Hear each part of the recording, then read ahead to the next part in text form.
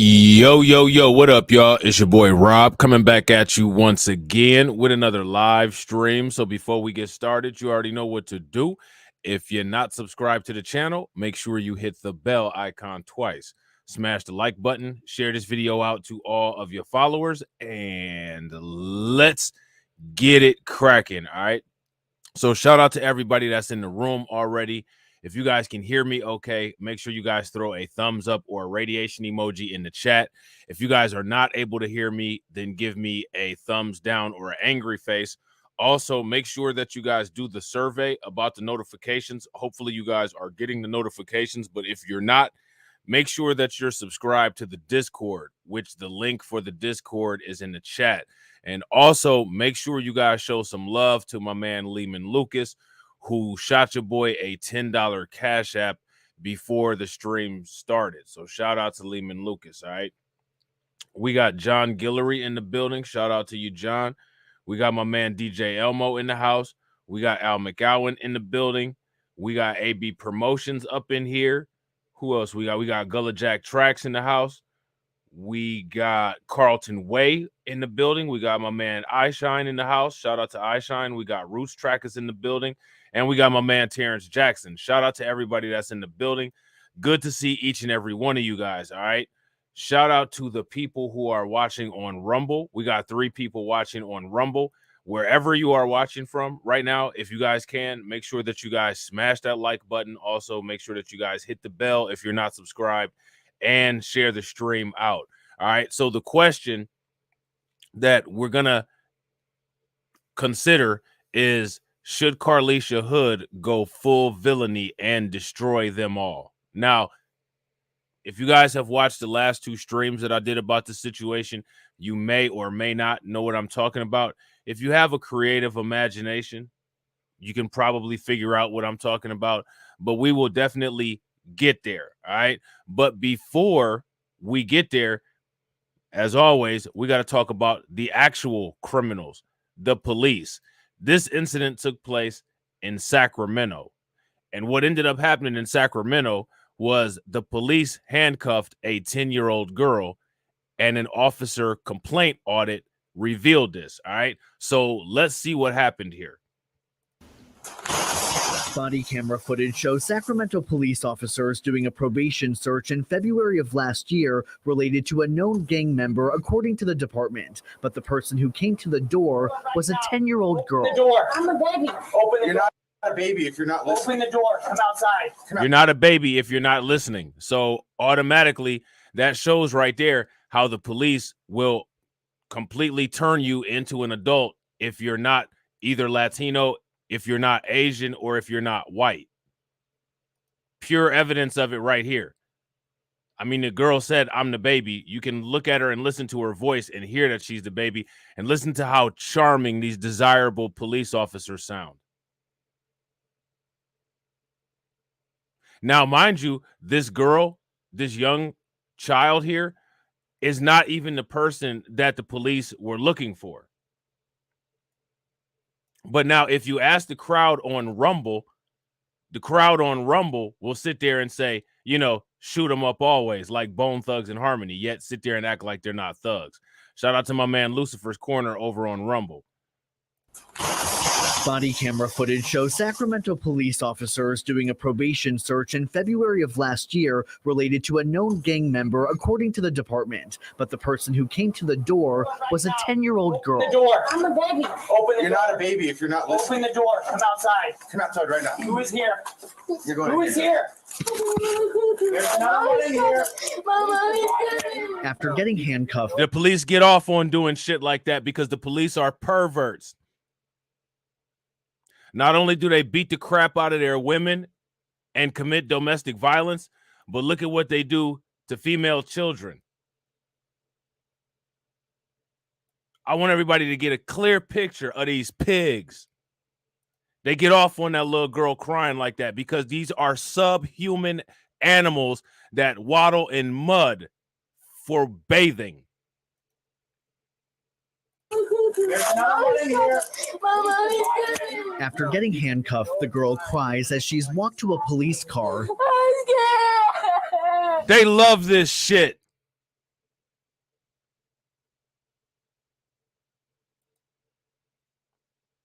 If you guys feel that the police love this, give me a thumbs up.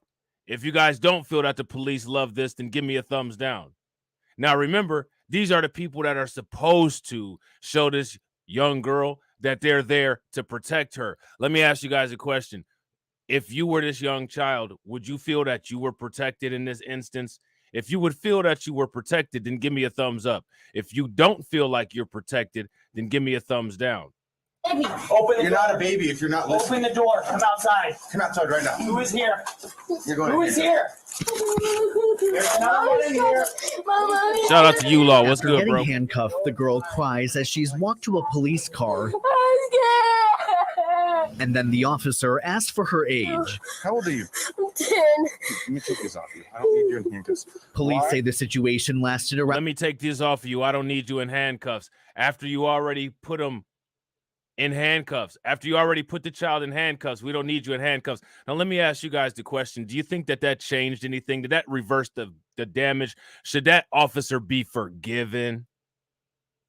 30 seconds, but advocates say that's enough to cause lasting damage. That 35 seconds of being handcuffed will result. Oh, well, forget about it. I mean, she's black. You know, we're everything proof. Nothing damages us, right?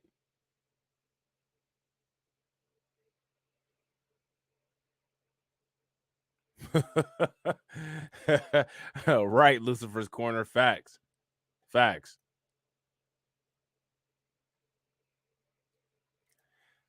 Shout out to my man, Torian Rain. Torian said, Rob, did you hear about the cop in Florida who handcuffed a toddler for improper potty training? Plot twist. The dad was the cop. I'm not surprised. I'm not surprised. Plot twist. I bet you they all praise and worship Ron DeSantis and Donald Trump. I bet you they have a Ronald Trump and a Ron DeSantis bust in their living room with a Bible and a bookmark hanging out of it that they get on their knees on a pillow in front of and pray to every night. Trump on a cross hanging over the fireplace, I bet. And a lifetime of trauma. Of course, it will result in them being afraid of police for the rest of their life. This incident is one of the examples laid out in a lengthy audit of the Sacramento Police Department by the city's Office of Public Safety Accountability. Now, here's my question. How many of you guys heard about this story?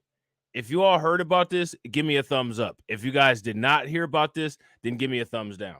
Or OPSA. The audit focused on misconduct complaint cases against the department related to improper search and seizure. Out of the 109 cases reviewed between June 1st, 2020 and June 30th, 2022, Sacramento police agreed that misconduct took place in 17 cases, but OPSA says there were 21 more cases where misconduct occurred.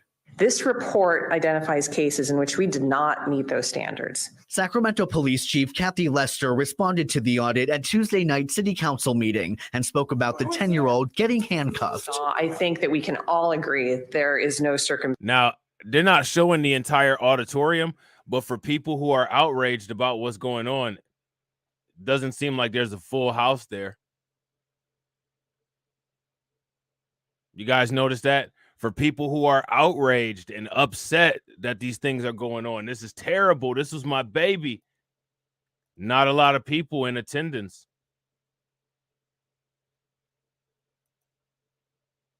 circumstance where it's okay to handcuff a 10-year-old regardless of race. But it's important to note that the department's original response to the audit stated— Now, mind you, how she mentioned race.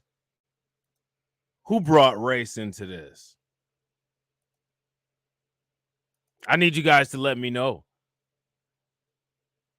Who brought race into this? Because I know I sure as hell didn't.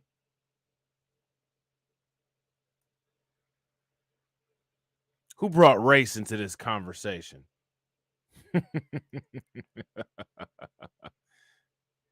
It's important to note that the department's original response to the audit stated that the officer had reasonable concerns for his safety, which justified the child's detention. OPSA found that Sacramento police does not have a policy regarding handcuffing minors. Hey, Torian, if you can, send that link to my Twitter at Base Reality 2. We'll check it out real quick. minors. Some advocates say it's an easy fix. It feels like the policy for handcuffing minors should be to not handcuff minors. The audit showed that before we even talk about any rules for minors,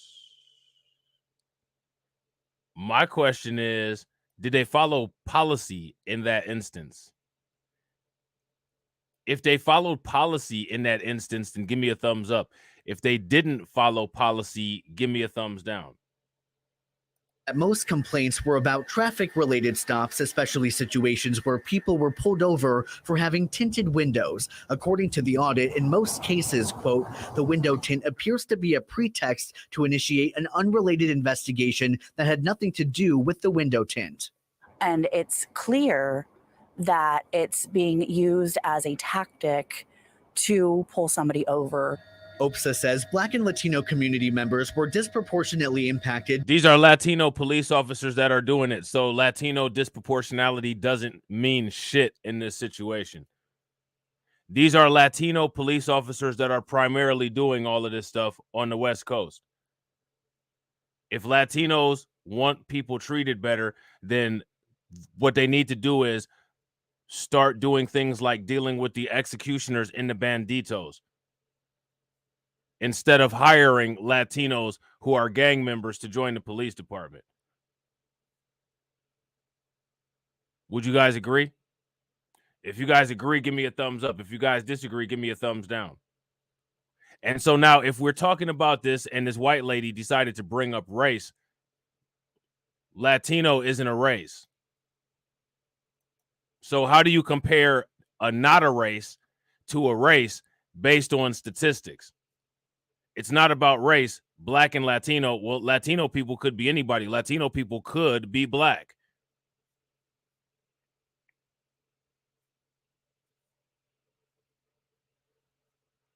So now here's my question. How do these black and Latino comparisons work when Latino isn't a race? Let me ask you guys a question. Can there be multiple races of people within the Latino ethnicity? You got Nick Fuentes, and then you got Fabulous. Clearly, two different races, both Latino.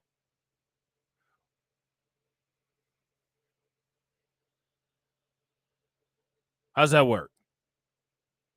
During police-citizen interactions, and that a majority of the complaints came from District 2, which covers the Del Paso Heights area. While Chief Lester said there are some parts of the audit the department does not agree with, they are looking into policy changes when it comes to pat-down searches, cell phone searches, pretext stops, and more. We agree that our department can and must do better to meet our standards with every stop and encounter. And we agree that there are evolving best practices in law enforcement, and we must continually seek to adopt. Now, here's my question. How long is the expectation for this law enforcement or criminal justice reform to occur? I mean, we've been hearing about this stuff forever, right? We've been hearing about criminal justice reform and changes and improvement in law enforcement forever. But my question is, when is the standard of acceptability for this going to end?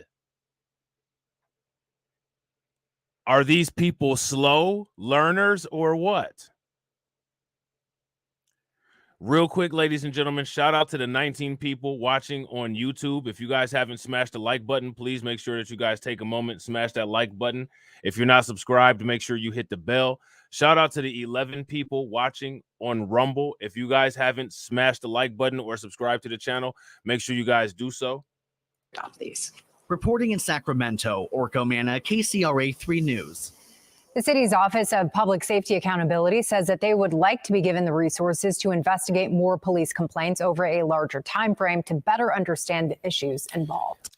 I don't think they need to understand anything. I think they understand all of the issues very well because it's them who's causing the issues. How do you cause an issue and not understand what you're doing? Let me ask you guys a question. Do those police officers deserve a pass, or do they deserve any time to be allowed to, quote unquote, learn anything? What is it that they're going to learn? How to get away with more things or what? What is it that they are planning on learning? So they released the results of the audit, and we're going to see what they say about what the audit found. Sacramento's Office of Public Safety Accountability says the city's police department needs to do better when interacting with the public. The office releasing a new audit showing. Now, let me ask you guys a question. This is rare. This isn't a concern. This is something that people are making up. This is fake news and nonsense, right? Remember, Google has my channels listed as conspiracy theory channels, right? Now, let me ask you all a question about this. Anytime you hear about a police incident, does the news always say the same thing? That the police department is aware that they, quote unquote, need to do better? My question is, well, when do they plan on doing better? I'm going to tell you the answer to that question. Newsflash, they don't plan on doing any better.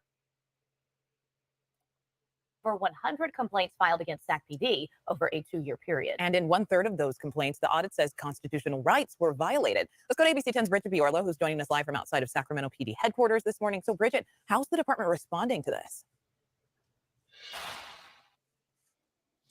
Bria, the police chief says the department can and must do better when it comes to ending police misconduct as outlined in this. Now, here's my question for you guys. The police departments are constantly saying that they must do better, that they can and must do better. How many times have we heard that? Now, here's my question. Where is the accountability mechanism to make sure that this happens? Let me ask you guys a question. Should the police have done better in the case of this woman here, Carlisha Hood? If you guys feel that the police should have done better in the case of Carlisha Hood, give me a thumbs up. If you guys don't feel that they need to do better, then give me a thumbs down. Lucifer Corner said, I think they need to learn how to shut off or drop their body cams. Yeah, I think in some cases they have learned that. Shout out to my man Greets and shout out to my man D-Buck over on Twitch. What's good with it, bro? This investigation, it shows dozens of cases of improper search and seizure among other constitutional violations, with the majority of complaints coming from Black and Hispanic communities. The Sacramento Police Department. So again, I want you guys to make sure that you see how they paired Black and Hispanic communities together. Now, here's my question, right? This is something that we've identified as an issue with people blending the politics together, right? Because Black people and Latino people are two different communities with very different needs. There's not Black police officers in gangs harassing Black and Latino people. There are Latino police officers who are in gangs with white police officers harassing Black and Latino people.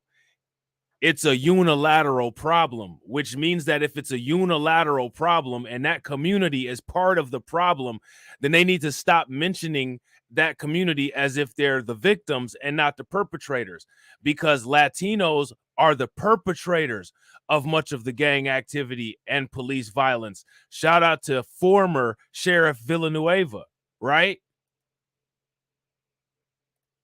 Under fire for civil rights violations, with a new audit uncovering more than 100 complaints filed over a 2-year period. It was disturbing, right? It was like, okay, now we have quote unquote proof, if you will, of many of the concerns that have been addressed by Black people for centuries. In 1/3 of those complaints. Now, shout out to this lady right here who was on this news clip, how she just kept it to Black.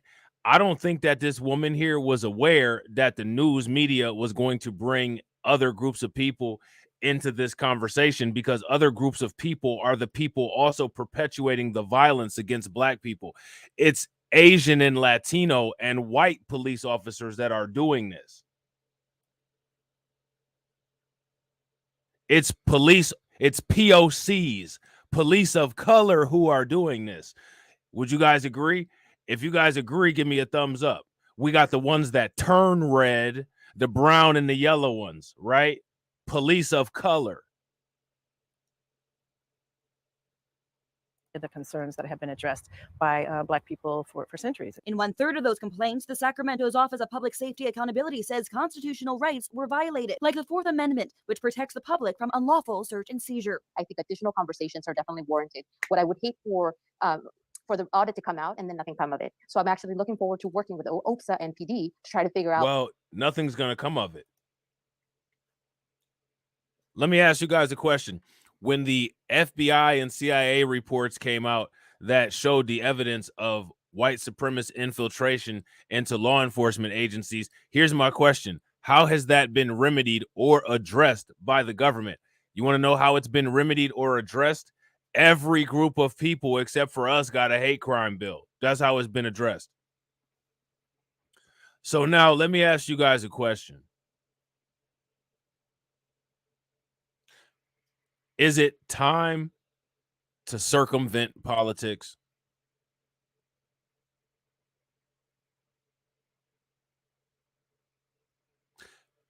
Is attempting to use the political system harmful in turning us into sitting ducks, or has it been working? How do we actually start addressing and really ensuring that in Sacramento, we actually have a path forward that other cities can look at and model? The investigation also shows several instances where officers acted with racial bias, something that Police Chief Kathy Lester acknowledged at Tuesday night's City Council meeting. There's no such thing as racial biased people on Rumble. These people don't act like this. These are God's people, the people of Christianity who are the moral northern light of the planet. They don't have racial bias because they don't see color, right? Well, not according to this report. So now what do?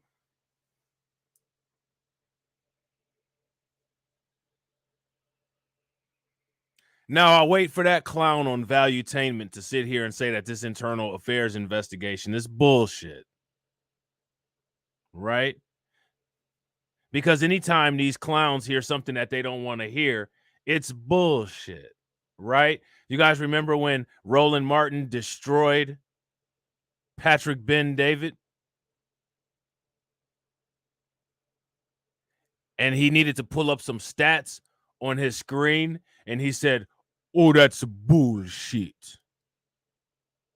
Well, what was bullshit was that his $1,000 projector wasn't working. Neither was his brain.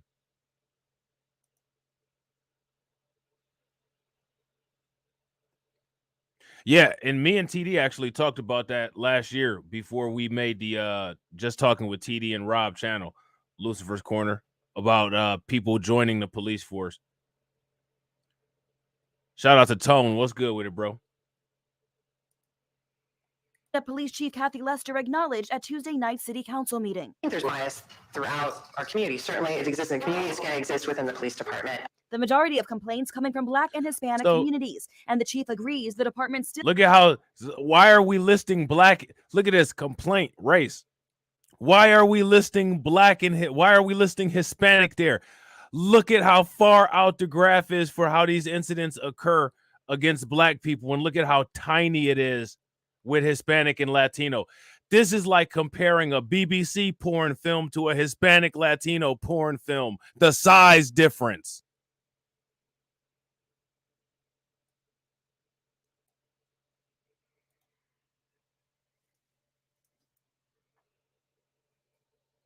Shout out to my man KO Kid Fit. This Black and African graph, right? This Black and African American graph. This right here is that guy that Adam 22's wife was messing with. Hispanic and Latino down here is No Jumper Podcast.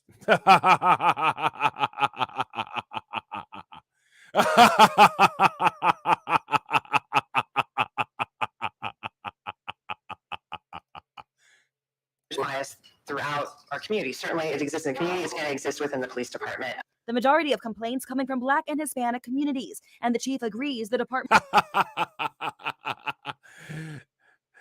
Black and African American is a yardstick, and Hispanic and Latino is a ruler, and they want to compare it.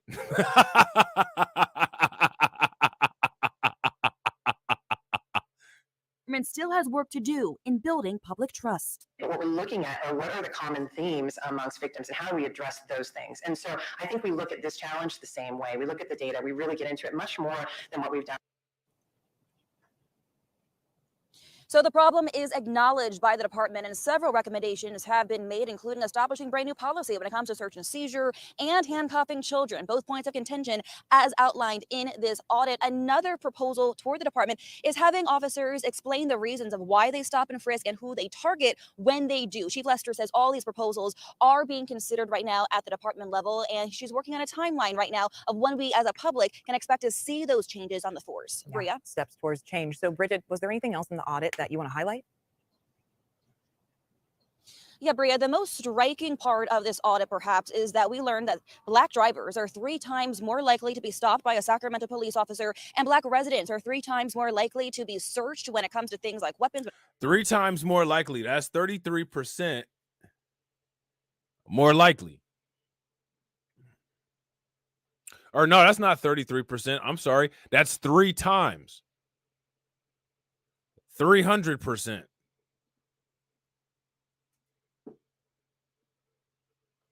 Now, let me ask you guys a question. Why are Latino people being mentioned in this when it's Latino police officers who are doing this? Right. Torian says that's so shocking to them, not to us. It's because these people project, not reflect. These people are cowards and they project and not reflect.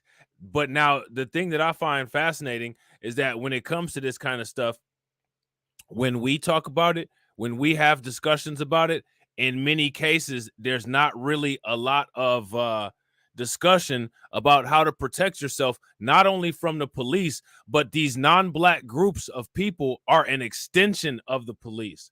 They should be looked at as police also, because the police and the government can give any of these non-Black groups of people the ability to deputize themselves whenever they want to.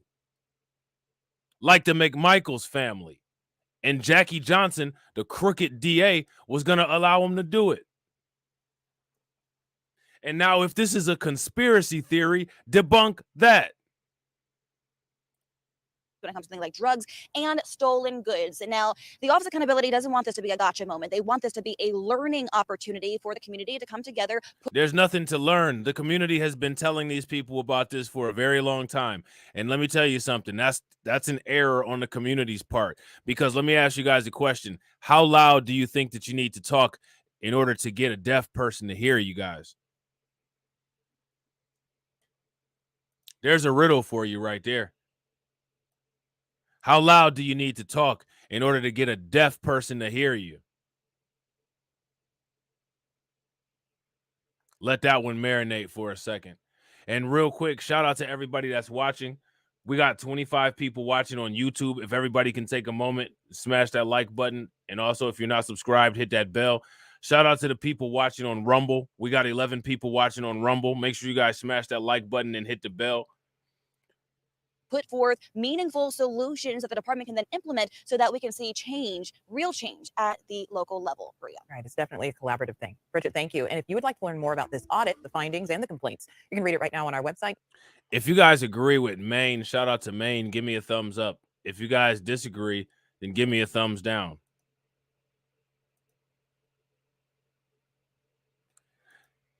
Now, the police are always involved in all kinds of degeneracy, because in order to be a police officer, you have to be some form of a fucking degenerate.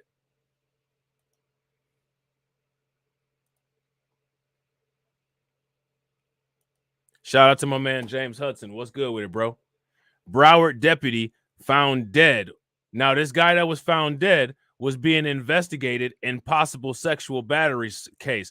Now, let me ask you guys this question. Do you guys think this pig blew his own brains out because he's a coward?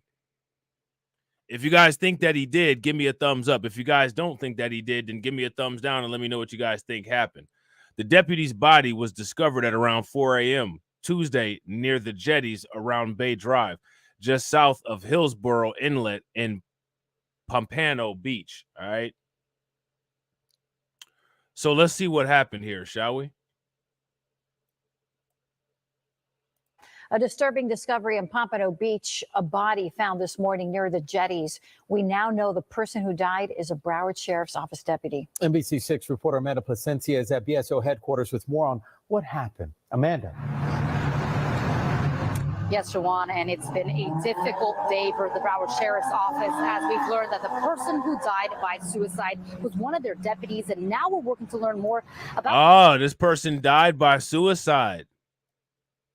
Now, let me ask you guys a question. What do you think the motive was for this police officer to off himself? Yeah, exactly, Lucifer's Corner. That's exactly what I'm talking about. The evil mythical racism that just doesn't exist. Because there's no possible way that the world's moral guiding group of people could ever engage in such heinous activity. A disturbing discovery in Pompano Beach, a body found this morning near the jetties. We now know the person who died is a Broward Sheriff's Office deputy. NBC6 reporter Amanda Placencia is at BSO headquarters with more on what happened. Amanda. Yes, Shawan, and it's been a difficult day for the Broward Sheriff's Office as we've learned that the person who died by suicide was one of their deputies, and now we're working to learn more about the situation. The Broward Sheriff's Office is mourning the loss of one of their own. It started as a body found near the jetties along Pompano Beach. Investigators were on the scene by land and by boat early Tuesday morning as details started to emerge after the discovery. Multiple sources tell NBC6 that the person who died was a deputy with the Broward Sheriff's Office Oakland Park District. BSO confirmed that they found the deputy's body this morning around 4 a.m. near Bay Drive, just south of the Hillsborough Inlet, and that it appeared that he died. I think it's time for us to lose our soul. If you guys agree that it's time for us to lose our soul, give me a thumbs up in the comment section. If you guys disagree and you want to hold on to that soul that you can't prove exists anyway, then give me a thumbs down. Died by suicide after he shot himself on the beach. According to BSO, the deputy was under investigation by a local law enforcement agency for an off-duty related incident. No other specific details were given. In a statement, a spokesperson from BSO wrote in part, "As you can possibly imagine, this is a difficult day for our agency as we try to help each other through the sudden loss of one of our deputies. Our immediate concern is for his family and coworkers, ensuring they have the resources and support they need to process his tragedy." If you or someone you know is having thoughts of suicide, you can call the National Suicide Prevention Lifeline at 1-800-273-8255 or text 988. And we have since learned that this deputy who died had been employed with BSO for 4 years and was off duty at the time of his death. Live at BSO headquarters near Fort Lauderdale, Amanda Placencia, NBC6 News. All right, so there's that. All right, there's that. This Broward deputy who was found dead, who they believe offed himself, was being investigated in possible sexual battery. So now let me ask you guys a question. Do you all think that his motive for offing himself was to save face because he was too much of a coward and too ashamed to live with the reality and the stain of what he'd done?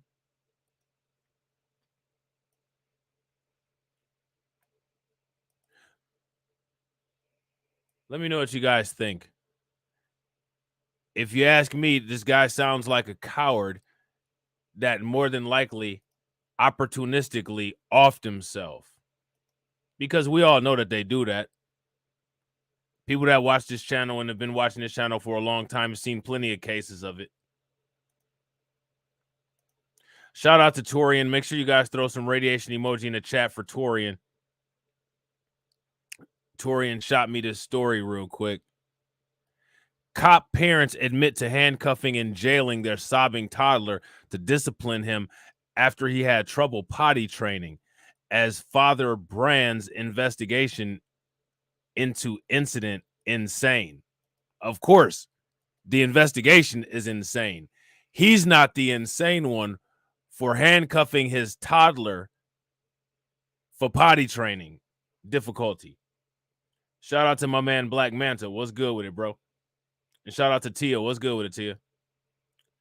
Body camera footage reportedly shows a Florida police lieutenant bragging about jailing his 3.5-year-old son to teach him a lesson. Now, that's all that you need right there to create a school shooter. The boy was jailed for 2 consecutive days last October and was even reportedly handcuffed after he pooped his pants. I bet you he pooped his pants after, too. It remains unclear whether Lieutenant Michael Schuenfield and his partner, Sergeant Jessica Long, faced any discipline for the incident. Well, if it remains unclear, then the likelihood that they faced any discipline is probably extremely low. Cop parents admitted to handcuffing and jailing their toddler to discipline him after he had trouble potty training, according to a report. We're going to check out this Daytona Beach News Journal as well. Body camera footage obtained by the Daytona Beach News Journal shows Lieutenant Michael Schuenbrod saying he was successful in teaching his 3.5-year-old son a lesson when he and his partner, Sergeant Jessica Long, jailed the boy at the Daytona Beach Shores Public Safety Department on successive days last October.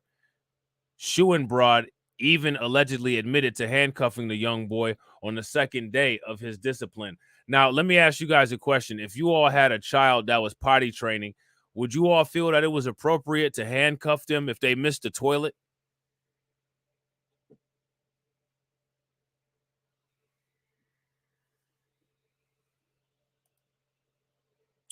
Oh, unfortunately, they want you to subscribe to get this Daytona Beach news story. That's one of the things that they do with these kind of stories to make sure that they stay out of the public eye as well. They put this kind of stuff behind a paywall.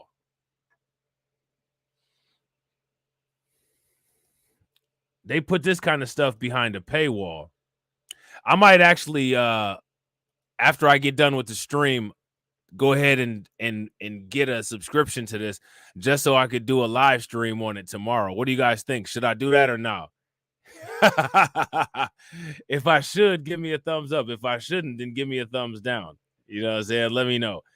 I think that they deserve as much shit on them as they can get, especially since they had an issue with the boy taking a shit. So Torian said, where did they put him at? They jailed the boy at the Daytona Beach Shores Public Safety Department on successive days last October. So they jailed the kid at Daytona Beach Shores Public Safety Department. So they actually put him in like a holding cell, I'm assuming. Isn't that terrible? They actually put the kid in a holding cell. He was crying. I was getting the response I expected from him, the lieutenant told the Department of Children and Family caseworkers, according to the footage from a Volusia County Sheriff's Office deputy and seen by the News Journal. He said the boy promised to never poop his pants following the intervention. Well, I guarantee you, even if the boy did poop his pants, he wasn't going to tell anybody. He don't want to end up getting put back in jail by his own damn parents.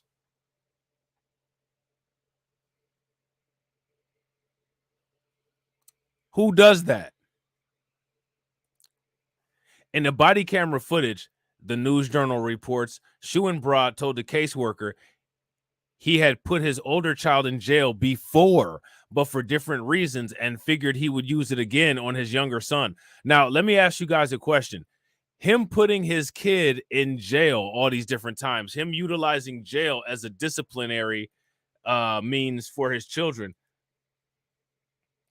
What do you guys think that is doing for the child's psyche? You guys think that that's helping anything?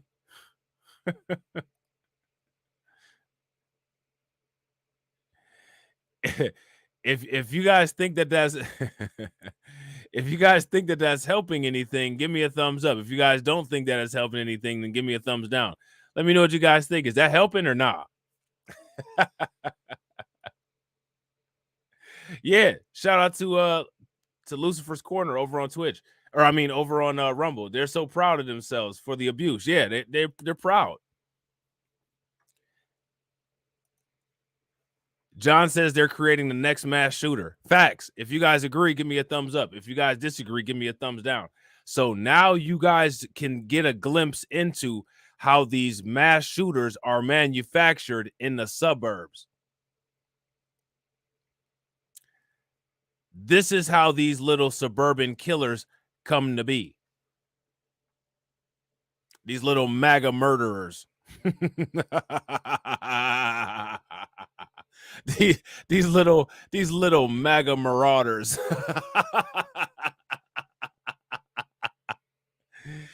He allegedly said that nearly 9 years prior, he disciplined his then 4-year-old son after he misbehaved in preschool. Schuenbrod said he asked the boy whether he had hit a girl, and the boy responded that he did. I took him to the jail and he sat there, Schuenbrod is said to have told the caseworker, and I watched him and he was crying and everything.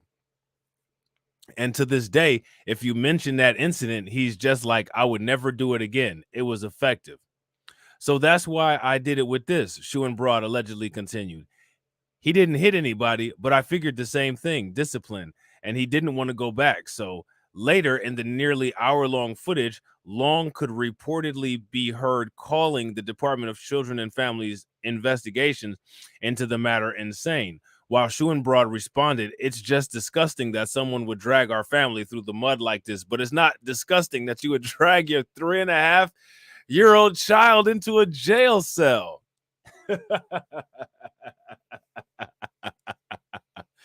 Dorian said, Rob, have you been working on your villain laugh? No. I think it might just be like a solstice or something. So now here it says, Schuenbrod's LinkedIn page lists him as an operations lieutenant. And the July 2020 post on the Daytona Beach Shores Department of Public Safety says that he was working at the time as a SWAT team commander after nearly 20 years on the police force.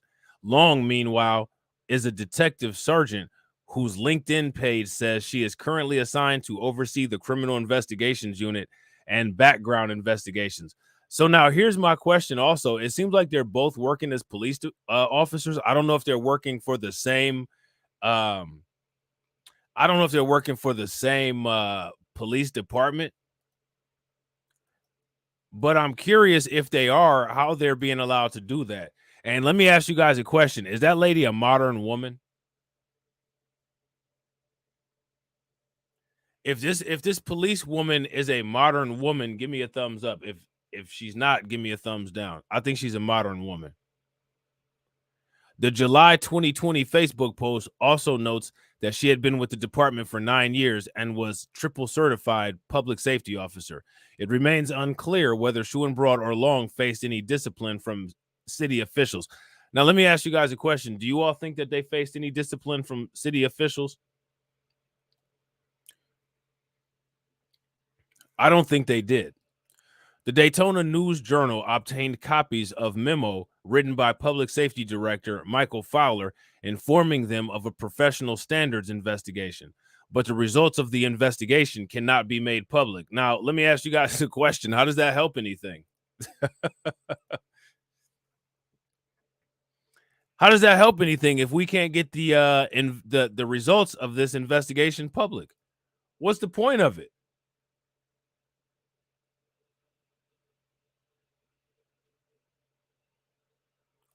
What's the point of it? If we can't get the investigation public, what is the point? Why do it? A lawsuit against the couple filed by the state attorney's office on March 24th has also been sealed, along with any records of the investigation. Let me ask you guys a question. How does that work? How does that work? Are you guys noticing anything strange about this at all? If you're noticing anything strange, by all means, don't be shy.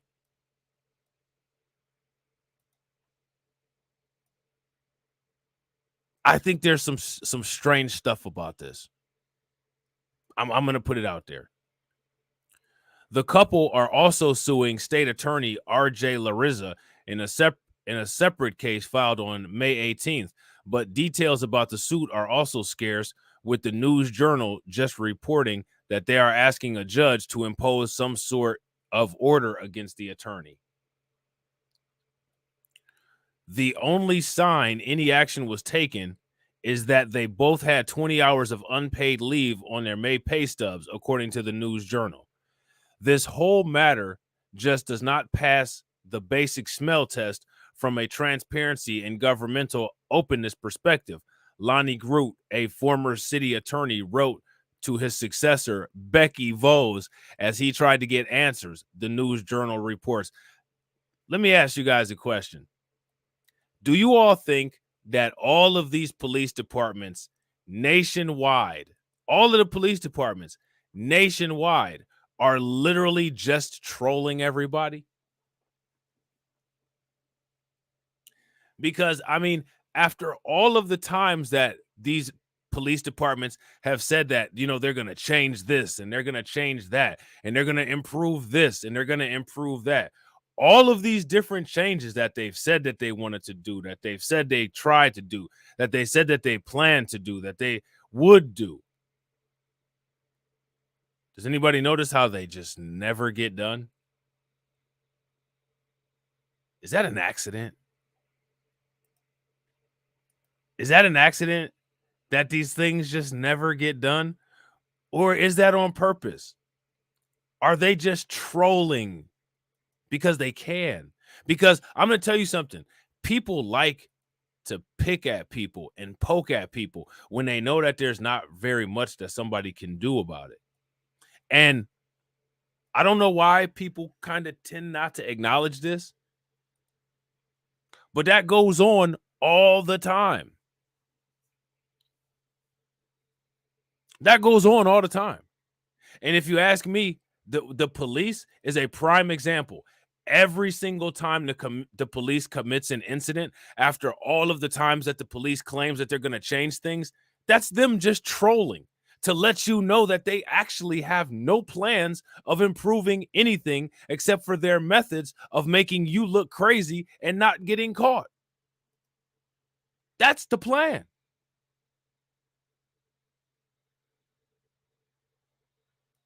And then they're going to make Twitter posts about it.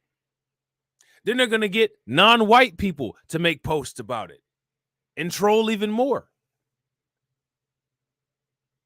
Now, let me ask you guys a question. When are we going to get on our troll campaign? When are we going to start trolling people's kids and grandparents?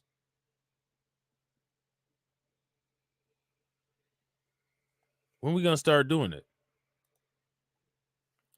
I can't imagine the city commission tolerating and standing mute about a city employee bringing a child to city hall and punishing the child in the city commission chambers, he continued.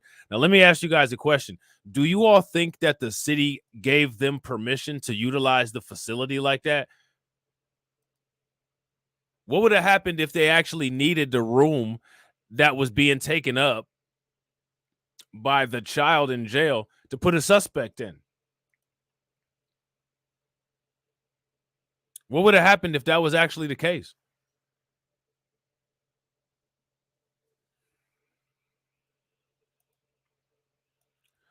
Why then does the city commission act so meek, powerless, and non-transparent as to this matter involving law enforcement officers? They're not.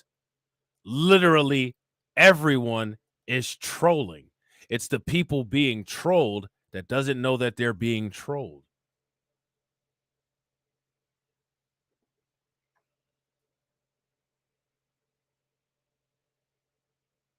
Let me ask you guys a question. Is it the people that are being trolled that maybe don't necessarily realize that they're being trolled? Is that a safe assumption to make? Michael Barfield, the director of public access initiatives for the Florida Center for Government Accountability, said Tuesday that his organization is planning to file a motion seeking hearings on why the records are kept confidential. Well, let me ask you guys for your opinion. Why are these records being kept confidential? What do you guys think? Why are they being kept confidential? There's got to be a reason.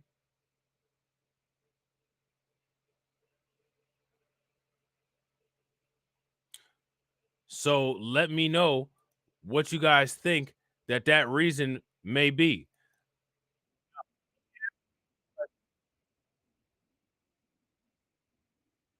Did you all hear about the Uber driver in Hollywood, Florida, that deleted a 19-year-old? If you guys heard about that story, give me a thumbs up. If you guys did not hear about that story, give me a thumbs down. We're going to check this story out because this story is interesting, and I don't think that we're getting the entire story. I just got this feeling that we're not getting the entire story here. Okay? So here's the article right here. Uber driver won't be charged in Hollywood shooting that killed 19-year-old passenger. How many people heard about this? If you guys heard about this story, give me a thumbs up. If you guys did not hear about this story, give me a thumbs down. And real quick, ladies and gentlemen, we got 30 people watching on YouTube. Shout out to all 30 people that are watching on YouTube. Make sure you guys help me out by smashing that like button. Also, if you guys haven't hit the bell, make sure that you guys hit the bell. And if you really enjoy the content on CRIMECAST, make sure that you hit the link that's pinned in the chat to become a part of the Discord to make sure that you never miss a notification. And shout out to the people who are watching on Rumble. We got 10 people watching on Rumble. Make sure that you guys smash that like button, hit the follow button, and share the stream to your social media. So now this situation took place in Hollywood, Florida, and what it says is Uber driver Christopher Burndell won't face criminal charges in the November 9th, 2022 shooting of Miles McGlashan. The Broward State Attorney's Office said in a June 13 closeout memo released on Wednesday. Okay, so we're going to listen to what they got going on over here. An Uber driver who shot and killed his passenger will not be charged. After months of review, that's the decision from the Broward State Attorney's Office citing Florida's Stand Your Ground law. NBC6's Heather Walker is getting reaction from the family of the teen who died in that shooting. She joins us live in Hollywood. Heather? Yeah, the family in this case say that they do not agree with the decision and that they will ask the state attorney to pursue a grand jury. The teen's family speaking through their attorney, former NBC6 reporter Willard Shepard, today saying Miss McGlashan is devastated by the decision. Miles was unarmed, approximately half the size of Bernaldo. This is 19-year-old Miles McGlashan.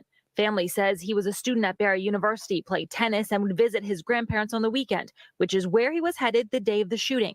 It happened at T-Way Park in Hollywood. Investigators say the teen allegedly attacked the driver, Christopher Bernaldo, who then shot the teen and took off calling police. Miles died months later from that shooting. Who is the aggressor here if he exited after Miles got out of the car? That's what the teen's mom told us after he died. Investigators say friction started when Miles asked to be dropped off at a different location.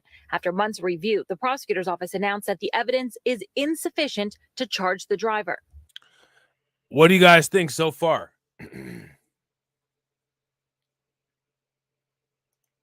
What do you guys think so far? The Broward State Attorney Harold F. Pryor saying, while hearts and minds often struggle, prosecutors are tasked with and required by law to ensure there is not only probable cause to support a criminal charge, but that there's also sufficient evidence to prove that charge beyond a reasonable doubt.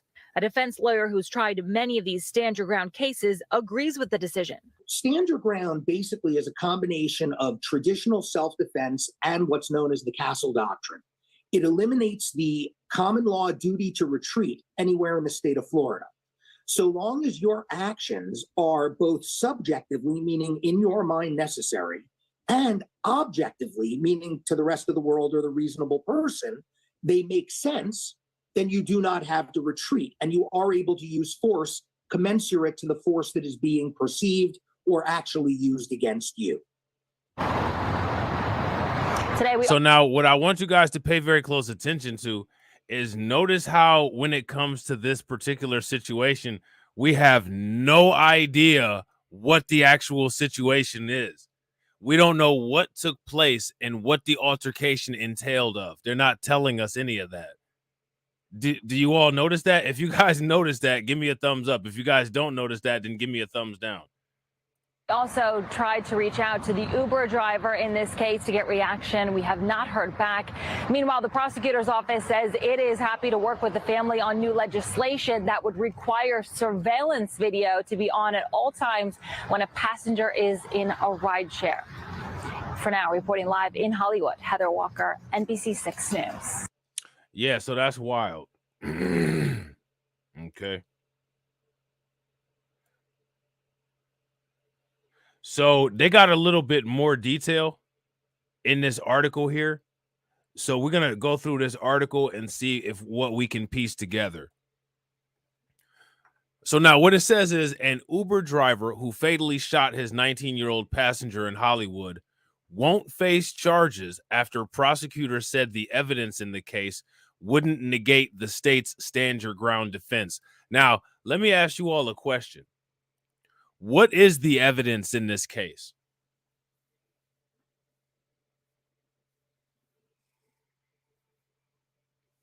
What's the evidence in this case? Does anybody have any idea of what the evidence is? Is it publicly available anywhere? Are we all aware of what the evidence could possibly be? What is the evidence? Uber driver Christopher Burndell won't face charges in the November 9th, 2022 shooting of Miles McGlashan, the Broward State Attorney's Office said in a June 13th closeout memo released on Wednesday. In a statement, Broward State Attorney Harold Pryor explained why his office wasn't pursuing any charges. Florida's Stand Your Ground law requires prosecutors to assess the facts and evidence we receive. While hearts and minds often struggle, prosecutors are tasked with and required by law to ensure there is not only probable cause to support a criminal charge, but that there is also sufficient evidence to prove that charge beyond every reasonable doubt, the statement read. Based upon the evidence we received in this matter, our office cannot pursue charges. According to the closeout memo, Burndell had picked up McGlashan and started over McGlashan trying to change the address. Burndell told McGlashan he wouldn't change the address or take him to the new address. So McGlashan allegedly cursed him out, the memo said. When the car arrived at an area near Oak Street and North Park Road, Burndell said McGlashan canceled the ride, got out of the car, and slammed the door, the memo said. Burndell said he got out of the car and asked what's going on and told McGlashan that he didn't have to be disrespectful before he said McGlashan punched him multiple times in the head, the memo said. Now, let me ask you guys a question. Does that story sound right? Is that adding up? If that story sounds right and that story is adding up, give me a thumbs up. If it's not sounding right or it's not adding up, give me a thumbs down. If you ask me, it's not sounding right. And the reason why it's not sounding right is because once that guy got out of the car, I don't know why the Uber driver would have pursued him further to get an explanation. If I was in that situation and I was the Uber driver and I had a hostile passenger, once the passenger exited the car, I would have left. I'd have been gone. There's nothing else for me to say. I'm out. Peace. Have a nice life.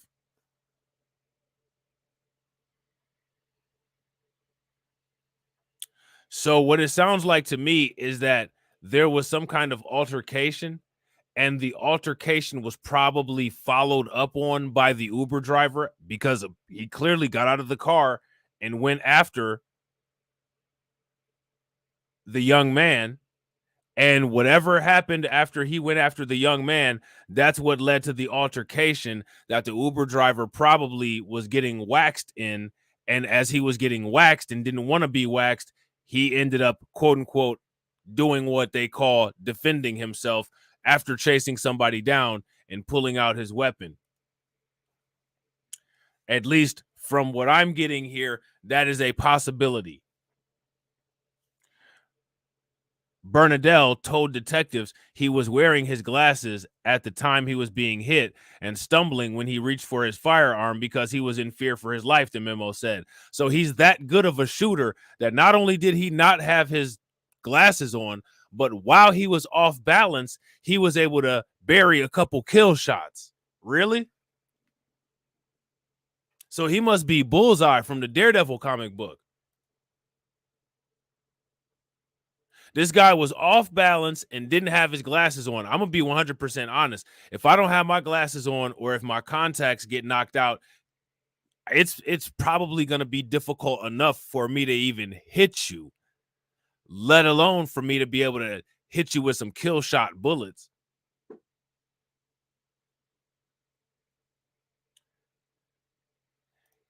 Shout out to Embrace Villainy. Embrace Villainy says the Uber driver started the altercation. He should be in jail. Right. So if the Uber driver started the altercation, then that would mean that it was ultimately the young man who was defending himself. Right. Interesting how these people, quote unquote, interpret this stuff. According to the memo, Bernadelle said he fired one shot as he was being hit by McGlashan. So he was being hit. He was off balance. He didn't have his glasses on. And he shot one shot, and he spent that much time at the firing range that he was able to successfully get a kill shot. Really? Shout out to my man, Kid Gravity. What's good with it, bro? Really? If you guys believe this story, give me a thumbs up. If you guys don't believe this story, give me a thumbs down.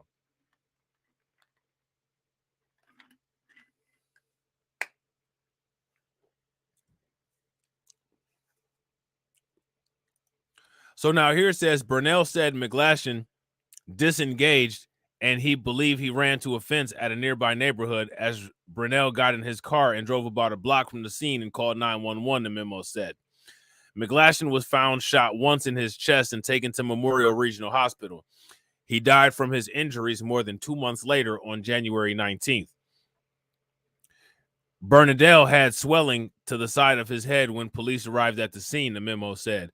It added that Bernadelle had carrying a concealed weapon license for the firearm. The memo cites a Florida statute that states a person justified in using or threatening to use deadly force if he or she reasonably believes that using threatening force to use such force is necessary to prevent imminent death or great bodily harm to himself or herself. Now, from what we're hearing in the story, does it sound like this guy's life was in danger?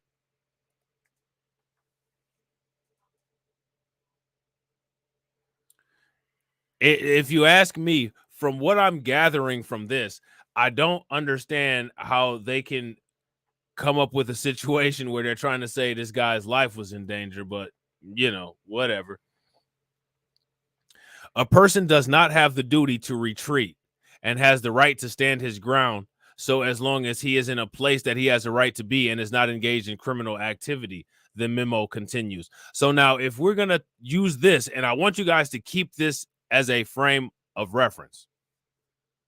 Keep this paragraph right here as a frame of reference. And the reason why I say keep this paragraph right here as a frame of reference is because what it's saying here is that a person does not have the duty to retreat and has the right to stand his ground so long as he is in a place he has the right to be in and is not engaged in criminal activity. The memo continues. So now I want you guys to apply this sentence to Carlisha Hood, and we're going to ask the question, was what was going on with Carlisha Hood actually self-defense? And if you ask me, per this sentence right here, it was. In a statement, Willard Shepard and David Kubelin, attorneys for McGlashan's mother, April, said that she was devastated that Bernadette wouldn't be prosecuted. Miles was an unarmed 5'7", 125 pounds, approximately half the size of Mr. Bernadette, who the record indicates got out of the vehicle with the concealed weapon to question Miles after the college student was walking away.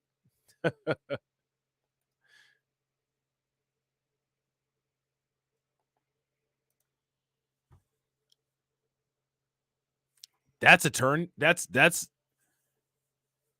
he felt like he was threatened, so he walked to the guy.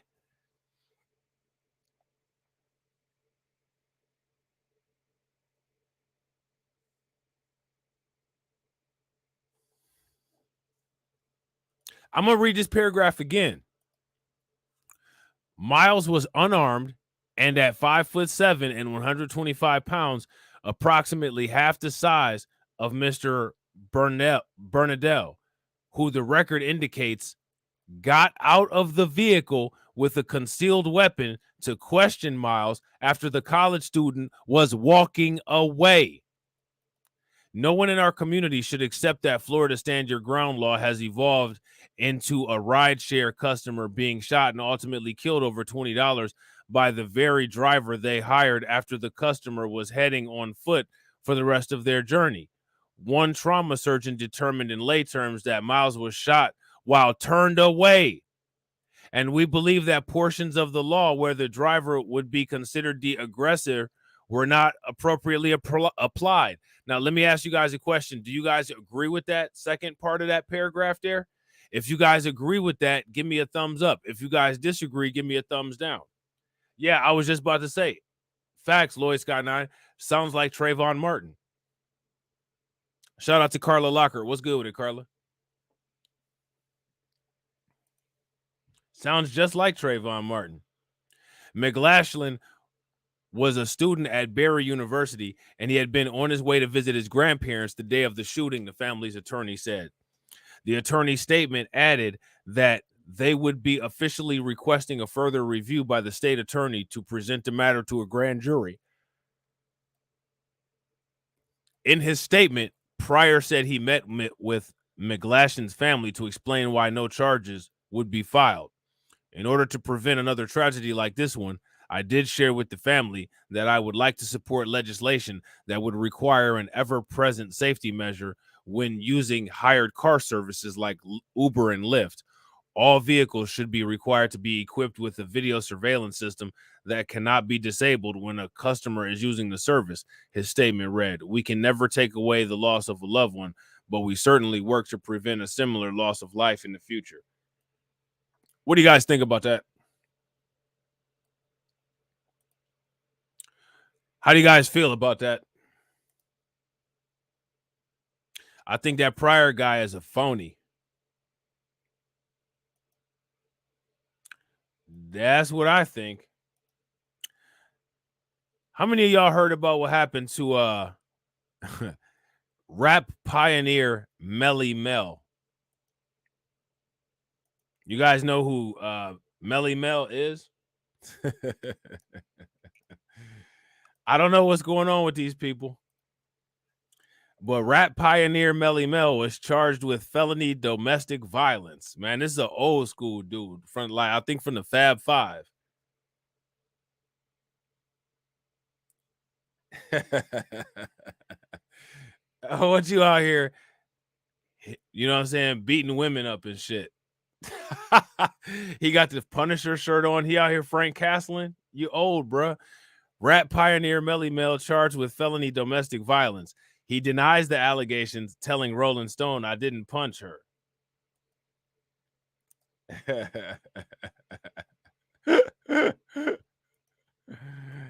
Old school music, man. So Melly Mel is being accused of domestic violence. Melly Mel was on that white line.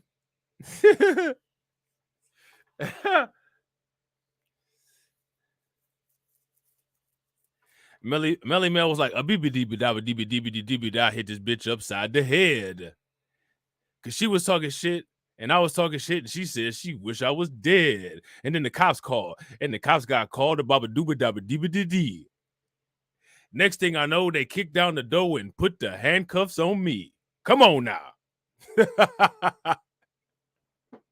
With a Kango hat on and shit. I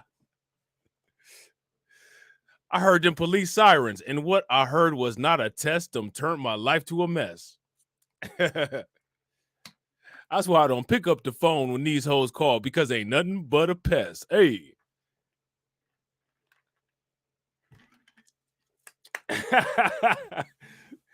That's exactly how his old school ass was sounding when he got arrested.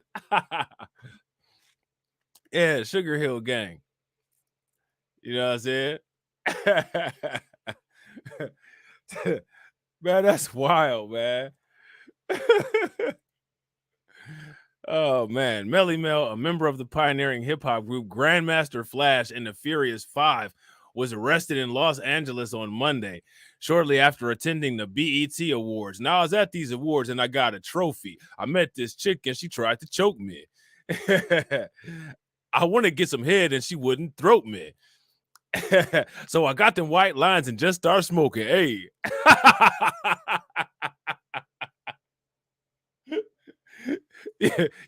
You can't make this up, man. You know what I'm saying? So, according to the Los Angeles County Sheriff's Department, he was charged with felony domestic violence. Born Melvin Glover, the artist was released after posting a $50,000 bond. In a Facebook video reviewed by Rolling Stone, the woman accusing Glover of domestic violence, her name is Jory Jordan, claimed that the rapper hit her in her left eye. I hit that bitch like blow, and she said, wow.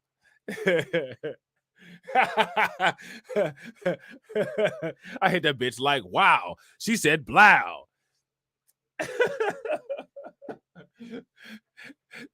Shut your ass up and don't hit me now. Hey. Oh, man. She also stated that her eye was previously injured a month ago after she was hit by a car door, which required surgery. What's up with her, man? She lying, bro. Hey, let me ask y'all a question.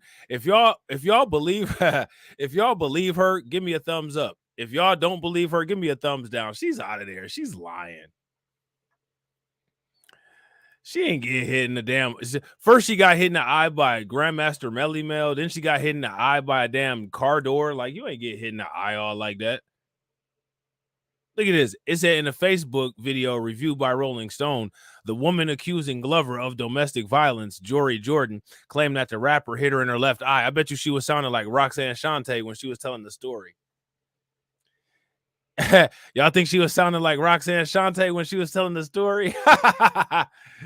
She also stated that her eye was previously injured a month ago after she got hit by a car door, which required surgery. She lying, man. Jordan also claimed that after Glover called her, she went up to his hotel room in LA where the two had drinks. She alleged that after she suggested they become intimate, notice how she suggested they became intimate, and began to look through music to play, he struck her. He said, hey, baby, do want to listen while I do you? And she said, no, I don't listen to that old school shit while you hit. And he said, what? You don't want to listen to my shit? Well, then hell, fuck you, bitch. And then punched her. That shit was a whole ass play.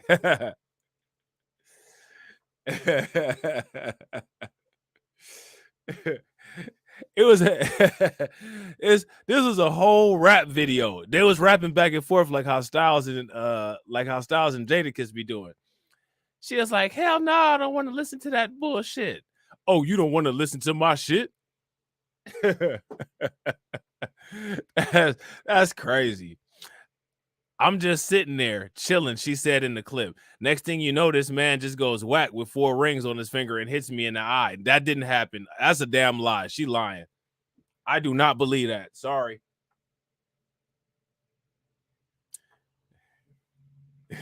So, I'm sorry, man. I don't believe that. I need some more evidence.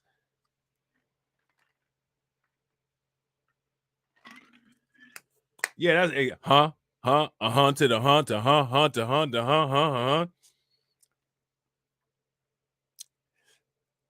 Right, exactly. You telling me she initiated sex and he hit her?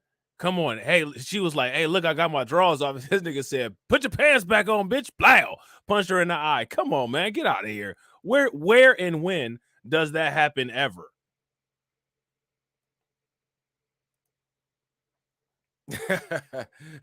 He was offended that she took her clothes off. Man, stop it. Come on, man. Like the lies gotta evolve a little bit more, man. The lies have got to evolve a little bit more. That is not what happened. She added, he popped one of my stitches, so there's a hole in my eye. He didn't pop one of her stitches. She popped her damn stitch. And that's why she concentrating on that eye, because she already had an existing injury and they got into an argument about something and she just wanted to be super petty. I got a question for you guys. Do y'all think these charges will stick?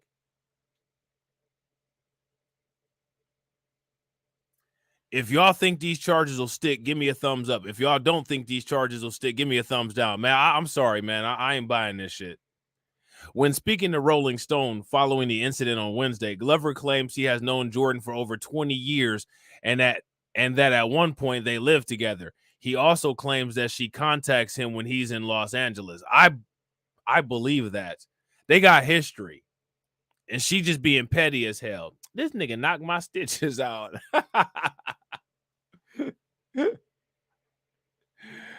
Oh, man. They was on some silly shit, and I bet you they was both high as hell. They was doing old school drugs. They was doing old school drugs, and they got old school high. And some messiness resulted. What do y'all think? Carlton Way said Melly Mel has some player shoes on. he had on some Stacey Adams. He had on some West Coast sneaks. Glover says that after the 2023 BET Awards, he and Jordan attended an after party. He then went to his hotel. Jordan asked to meet him there, and he agreed. When he asked her to leave, Glover alleges, Jordan refused. As he attempted to escort her out, she held her eye and asked him to accompany her to the hospital. He says that he declined and instead encouraged her to call the police in hopes that they would get her to leave. When the police arrived, Glover said that Jordan told the officers he had assaulted her. He was arrested and sent to Los Angeles County Jail. Now, I'm going to tell you what, I believe that story word for word. That actually sounds like exactly what happened.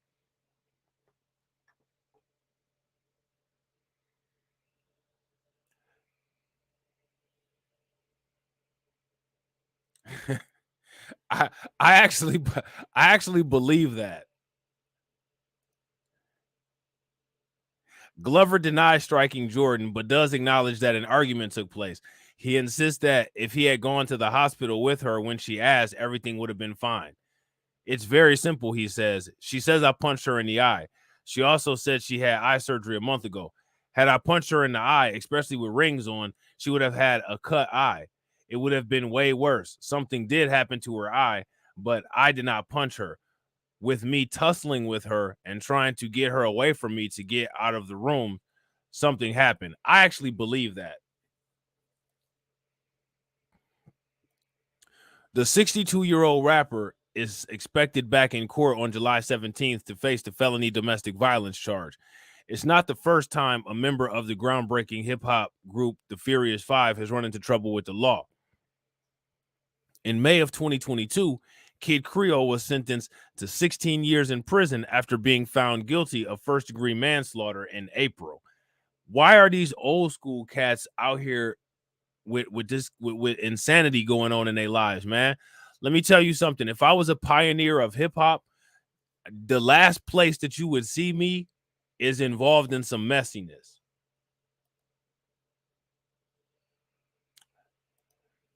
That's the last place that you would see me.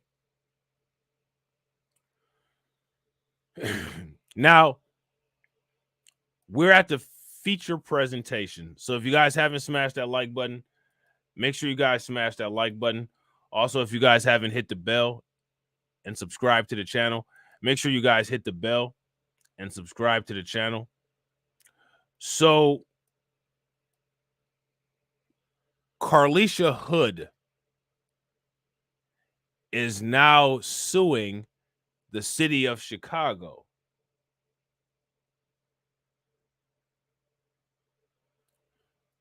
Let me ask you guys a question. Do you all feel that she's justified in suing the city of Chicago? If you guys feel that she's justified, give me a thumbs up. If you guys don't feel like she's justified, then give me a thumbs down. If you ask me, she's justified. And honestly, she should sue more than just the city of Chicago. But let's see what they're talking about. After charges were dropped against her and her son, Carlisha Hood has filed a lawsuit against the city of Chicago and the 5 officers involved in her arrest. Attorneys saying that police had all the evidence they needed from the very beginning to know that their client was not guilty of the first-degree murder charges filed against her. Flanked by her 2 attorneys, 35-year-old Carlisha Hood broke down this morning, clearly overwhelmed by the events of the last 9 days. I just need a little time to heal and to just get my life back with my baby. Hood was released last night from Cook County Jail following a 6-day imprisonment on charges of first-degree murder and contributing to the delinquency of a minor. This after, on the night of June 18th, she was involved in a verbal altercation with 32-year-old Jeremy Brown while picking up a food order at a Maxwell Street Express restaurant in West Pullman. The incident, which was captured on both the restaurant surveillance video and on a witness's cell phone. Now, how come the police didn't release this from the restaurant surveillance video of her getting punched? If you go and look at the Chicago police video, it doesn't have her getting punched. It only shows the angles of where her son shot the guy. Why do you guys think that the police edited that part out? Because they did. They edited that out. Real quick, ladies and gentlemen, shout out to everybody that's watching. We got 30 people watching on YouTube, and we've got 9 people watching on Rumble. If you guys haven't smashed the like button, please take a moment, smash that like button. Also, if you guys haven't hit the bell, make sure you guys hit the bell. And also, please share the stream to your social media. Shows that argument escalating into physical violence as Brown punches Hood in the head 3 times. We stopped the video before that first punch. It is just as that happens that Hood's 14-year-old son, What's up with it, who was Val? by then standing in the doorway of the restaurant, opens fire on Brown, fatally shooting him in the back. Never in a million years would I have imagined being brutally attacked, beaten, and then arrested. Neither Hood nor her attorneys today addressed prosecutors' initial arguments against her, alleging that during the argument, Hood texted her son, who was waiting outside in their vehicle, to bring in a legally owned weapon she had in the glove box, inciting him to violence. While the co-defendant was still shooting at the victim, the defendant instructed her son, the co-defendant, to continue to shoot and kill the victim. What Hood's attorneys did address was the surveillance video, which by prosecutors' own admission, investigators had from the very beginning. And remember, we said that they had the surveillance video from the beginning. If you guys remember, we said that, give me a thumbs up. If you guys don't remember us saying that, then give me a thumbs down. So we got to ask the question, they had the surveillance video from the beginning. So now, how is it that the competent police department left all this out? And my question is, who should be responsible? Now, let me ask you guys another question. This is in Chicago. This took place in liberal Chicago, people on Rumble. Liberal Chicago, right? And she used her Second Amendment right to defend herself, right? At least that's what the prosecutors, they dropped the charges, and the understanding is that her attorneys are saying. Where's the support from the conservatives? Because this right here is a conservative love story, right? She used her Second Amendment right. She is a gun owner. She defended herself from violence in an immigration and crime-riddled liberal city. Where's the support?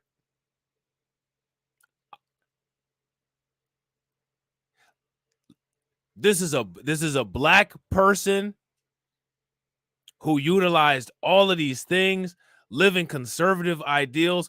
Where's the conservative support?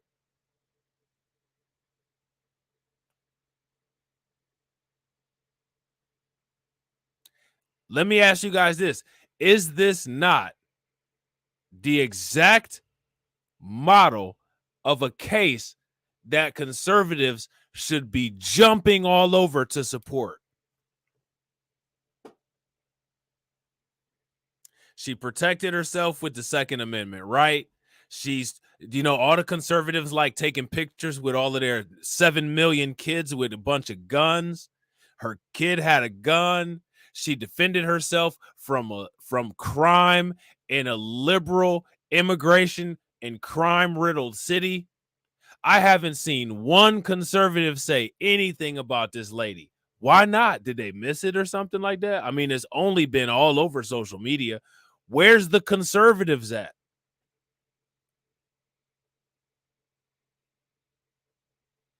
I thought it wasn't about race.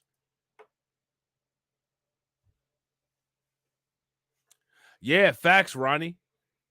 The Christian conservative with the GoFundMe is not there. Where's Ron DeSantis? I mean, DeSantis should be all over. This is a woman that supported and defended herself in a city where there's a bunch of woke criminality and J.B. Pritzker state. I mean, facts, Terrence. She should be a hero. This woman should be a conservative icon.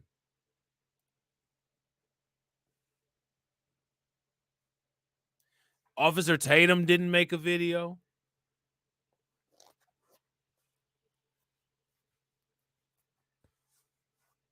Greg Foreman didn't make a video.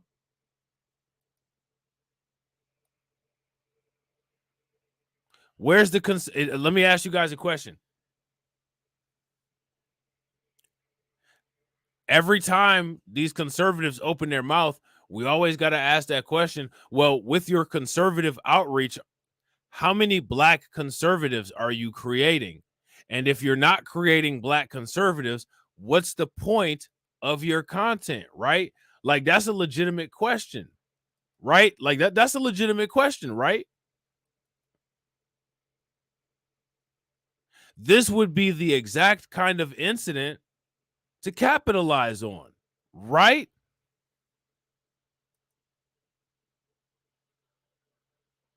Where they at? Which they say demonstrates that any actions taken either by Hood or her son were in self-defense. Their lawsuit filed this morning. Ricky Manor is a dude like Amazing Lucas. Shout out to Torian. Ricky Manor is a dude like Amazing Lucas. You know what I'm saying? Ricky Manor used to have Confederate flags all over the place. I got a video from like 3 years ago on my YouTube where he used to post his Confederate flag shit on Twitter, and I did, or on TikTok, and I did a reaction.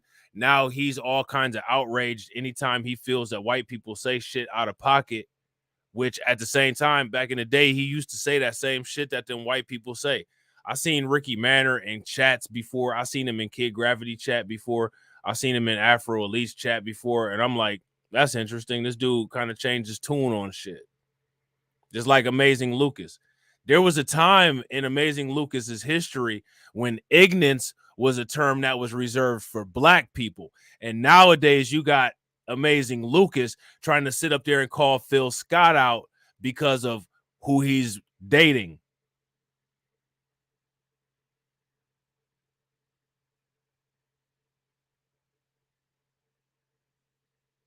Like, I fuck with Amazing Lucas, But let's not forget, just a couple years ago, Lucas, you was at the straight white power parade with Milo Yiannopoulos, bruh.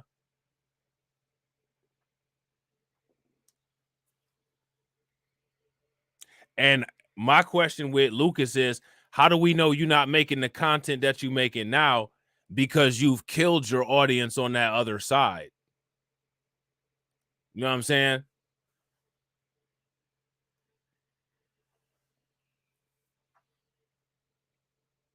Like, I ain't trying to be funny. You know what I'm saying? Like, that nigga quotes Dr. Claude Anderson a little bit too much for me. Like, bro, you don't know anybody else?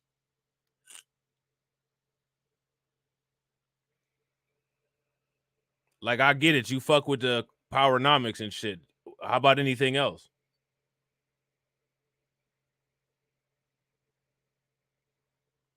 My thing is, now that you decided to flip your content, now you zigzagging all in and out of all these different lanes, trying to call all these people out that ain't really fucking with you. You know what I'm saying? Like, make your content, bruh, and like, do your thing.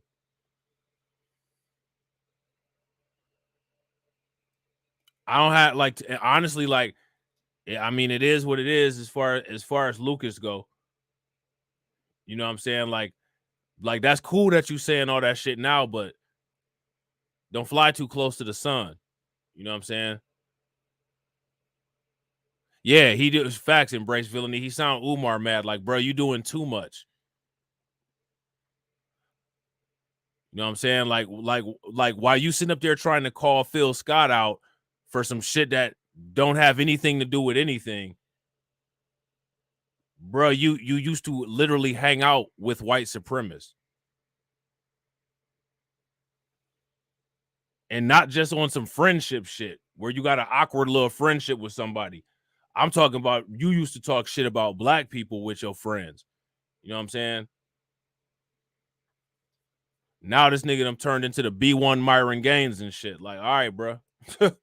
Whatever. A lot of these, look, like I said, I ain't got no issue with Lucas, but like, man, history is history, bro. And that history is that's what it is. That's what you was. You know what I'm saying? Don't deny that shit because niggas got the videos. Like, they all over the place. My question is, are you doing the shit that you're doing to save your channel? Or are you doing the shit that you're doing because you actually feel that what you're saying is correct? And then trying to play the crab in the barrel shit. I'm gonna talk shit about Phil Scott. Like, bruh. I mean, Phil Scott ain't perfect, but Phil Scott been putting in work. Like, you know what I'm saying? Like, you just kind of started and you out here pointing fingers at motherfuckers. Like, do your content, man. Do your content. You know what I mean? Accuses police officers of malicious prosecution, false arrest, and intentional infliction of emotional distress. You don't have to be a lawyer to appreciate and recognize that when a woman is violently attacked by a man, an unarmed woman, that she shouldn't be arrested. In dismissing the charges yesterday. Facts, exactly, Torian. And like, you know, people that know me since before I came on YouTube, like Shatera, I've been saying the same shit. People like Debug, you know what I'm saying, Catsy, that know me forever. I've literally been saying the same shit. Matter of fact, amazing Lucas is one of the people that made me want to come to YouTube, man. Because I just used to want to tear into his shit with his little dog whistles that he used to do talking shit about black people. Because let's not get it twisted. Bruh, you used to talk shit about black people. You know what I'm saying? Like, ignorance used to be your dog whistle for black people, bruh. A lot of these motherfucking green name motherfuckers, these members and shit like that, these new motherfuckers on YouTube may not know that shit. But it's a lot of us that have been around for a minute. A lot of content creators that didn't used to create content back in the day that know all of that shit, bruh. It didn't used to be no such thing as white ignorance and black ignorance. It used to be ignorance. And when you was talking about ignorance, you was talking about black people.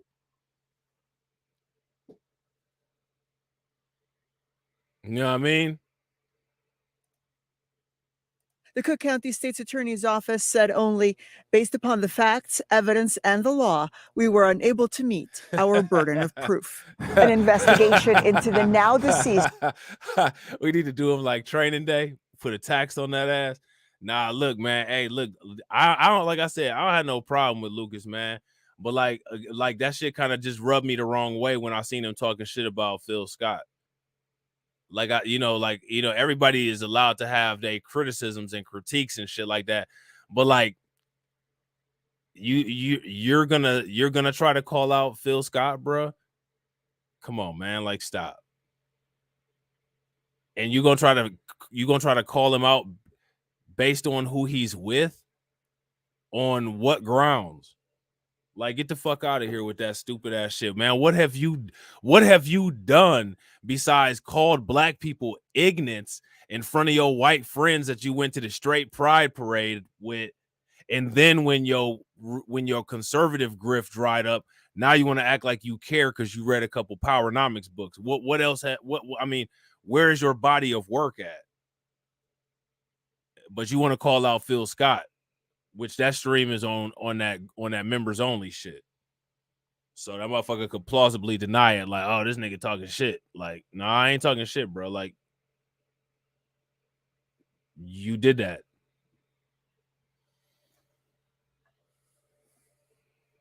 Yeah, he talks about that shit in his videos. Torian said, why was Milo Tinkerbell at a straight pride parade? Bro, I have no idea, but I remember that shit because Amazing Lucas streamed from it live. He streamed from the pride parade live, you know what I'm saying? And I watched that shit. I remember because I've always watched Lucas because I like Lucas's content. I even liked his content when he was on that bullshit. I just didn't agree with everything that he said. And it was sometimes where he'll be doing too much. But like now you up in the now you are, and the thing that's interesting about it is that like he still back then he had issues with Tariq Nasheed, but back then he was bragging about how Tariq Nasheed had blocked him on Twitter and shit like that. You know what I'm saying? And then he started now he talking about reparations and shit. Like, bruh, fuck out of here, nigga. You know what I'm saying? Like I said, like I fuck with your content and shit, but like, bruh, get a record of repetition and a track record of reestablishing yourself before you call yourself trying to, talk shit about Philip Scott and shit.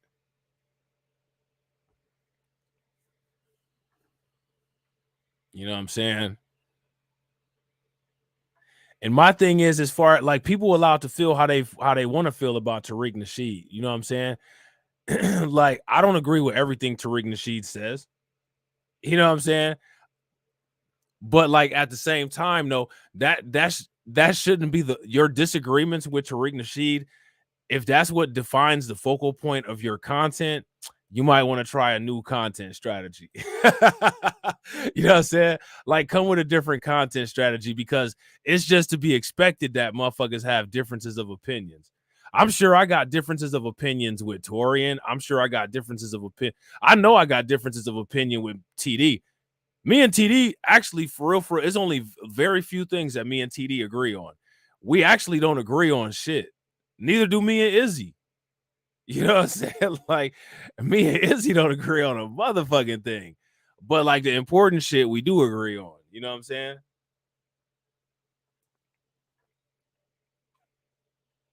Embrace villainy. That's hilarious. But yeah, though, like, it is what it is, man. Like, it is what it is. People should be able to discuss their disagreements and agreements in respectful ways and not necessarily just attack motherfuckers. You know what I'm saying? Like, I had a video that I did where, I kind of just basically said, Phil Scott Phil Scott is a dude that kind of leans to the right, if you ask me. And I'm not saying that in a bad way. Right. Hey, that's facts, Tori. And one thing that me and TD do agree on is that when the time comes, unsubscribe. Facts. You know what I'm saying? Facts. But Phil Scott leans to the right on a lot of issues, but Phil Scott is hardline on reparations. Fact, Carlton. And like at the same time, though, there's nothing wrong with leaning to the right. It's just when you do that coon shit, that's an issue. You know what I'm saying? So, like, I don't see no problem with the shit Phil Scott be saying in his videos. But I did that video about Phil Scott because the point of that video was, even as conservative as I feel that Phil Scott is, the fact that the Hodge twins attacked him with their video that they did is proof that they have no desire to make any kind of headways with motherfuckers, man. These conservative motherfuckers don't want to do anything but sit around and talk shit about black people and reminisce on the Civil War that they lost. That's the only thing conservatives want to do. If maybe those motherfuckers had an open mind and actually wanted to do something other than get into relationships and make pornography with their family members, then maybe it'll be something that we could talk about. But there's nothing to talk about. Just taking up space. Facts. Just taking up space with TD and Rob. You know what I'm saying? So that was what's crazy, right? That was the point of that video. I didn't disrespect Phil Scott. I ain't even criticize Phil Scott really in that video all like that.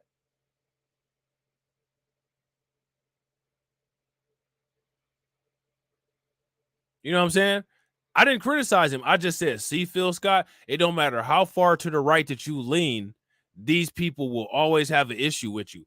It's no such thing. White people, Asian people, and Latinos have blocked out black people from being able to be moderates. If you're black, you can't be moderate, because if you're hardline on one particular issue, all the parrot people will do will just wind up in their back and repeat that you're a fucking liberal. So fuck these motherfuckers, man. We don't need them anyway.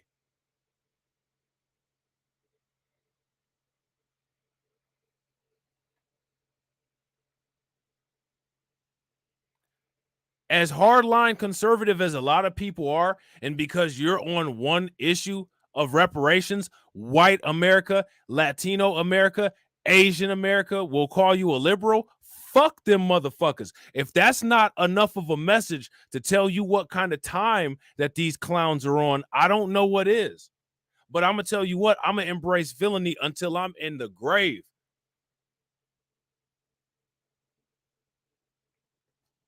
Yeah, facts, Carlson, because y'all know I respect Phil Scott. And it wasn't even a critique on Phil Scott. It was for real, a critique on how fake conservatives are. They do not want camaraderie with you, and everything is about race when it comes to them. You know what I'm saying? That was the whole point of the video. Not to go in on Phil Scott. Because again, like, I don't have no beef with Phil Scott. I fuck with Phil Scott. You know what I'm saying? But that was the whole point of that video. It's like, look, you could be as right-leaning as you want to be. But all it takes is these white people to send one of their black lapdogs after you and call you a coon, and call you a liberal and shit like that. And it don't matter what policies you could be all the way to the right on immigration, like how most black people are. It don't matter. Mayo America still gonna call you a liberal, so fuck them anyway. Fuck these motherfuckers.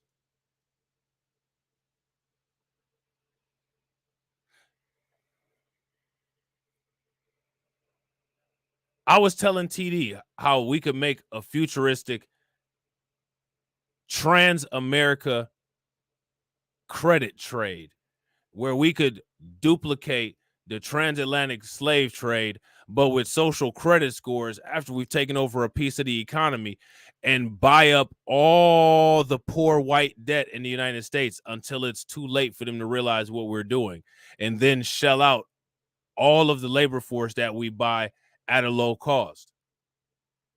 And since those same people have no issues with the transatlantic slave trade and they feel that it was morally right, well, if we do the same thing, then that means that they should cheer us on and have no issue with it. So it's definitely not hate speech.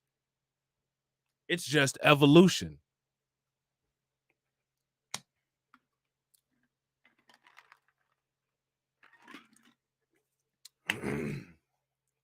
But that's not the kind of time that people are on. There's a lot of people, a lot of popular people that are still convinced that these people are salvageable and that people can do politics with them. They're not like me, where I've been to the edge and seen what the end looks like and made it back. They actually believe that there's hope. I don't believe in hope. I only believe in certainty and determinism. But maybe after a given number of hope failures, will people start putting other options in the crosshairs? Jeremy Brown's background shows that he was a convicted felon with several domestic battery charges against him. As for the lawsuit, the city of Chicago will only say that they will. Yeah, but embrace villainy.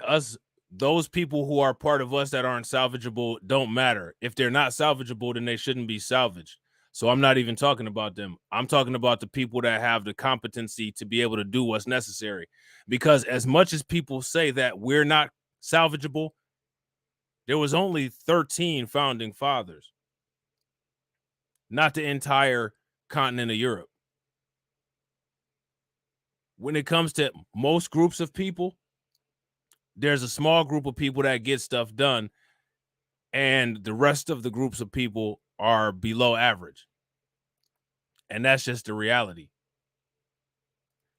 I don't have any expectation of an entire population being able to perform at a premium performance. What I expect is people that have the intellectual capacity and the intellectual capability and the drive to piggyback off of my message and do it.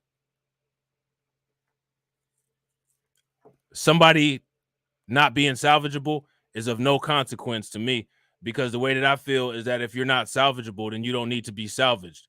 So there's no safety net for non-salvageable people in my future.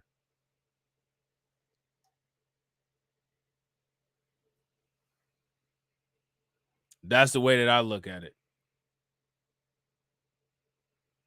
There's other people that want to do this kumbaya shit and hold hands and, you know, make a circle around the world holding pinkies and shit like that.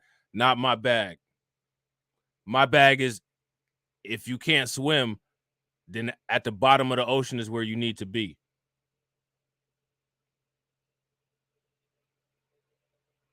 You know what I'm saying?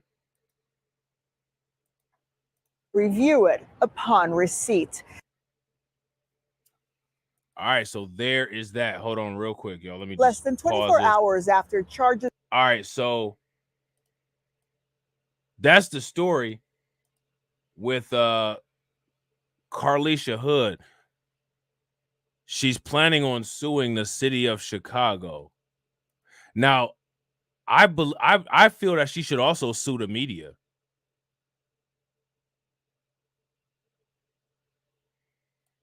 Especially the New York Post. What do you guys think? If you guys feel that she should sue the media, give me a thumbs up. If you guys don't feel that she should sue the media, give me a thumbs down. I think that she should. I think that she definitely should sue the media. Carlton said, imagine Rob as president of the United States. Maury, crowd, and white folks would be mad. Oh, not only would they be mad, their life would be in danger every day. I was thinking about this yesterday. If I ever had a chance to rule the world, there would be an intelligence tax. And if you have under a 100 IQ and you don't have any cognitive disorder or progressive dementia and your IQ is under 100, you're going to pay 100% of, or you're going to pay 50% of all of your earnings to me, because I'd be the government.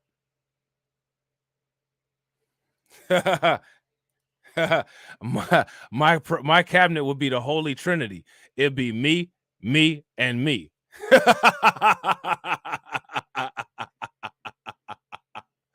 My cabinet would be me, and me. And the other cabinet would have all of my enemies' heads on shelves in it.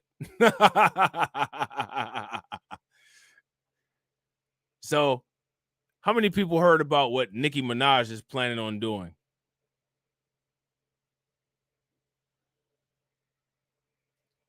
Yeah, I agree, Carla. She should sue everyone who put out the story first and left out the truth. Yeah, she should also sue the police department. Yeah, I gotta agree. Embrace villainy. She should sue the fuck out of them. Facts. Now, Nicki Minaj speaks on Carlisha Hood's 14-year-old son and offers to pay tuition. How many people knew about this? If you guys knew about this, give me a thumbs up. If you guys didn't know about this, give me a thumbs down. And my question is, what do you guys think about that?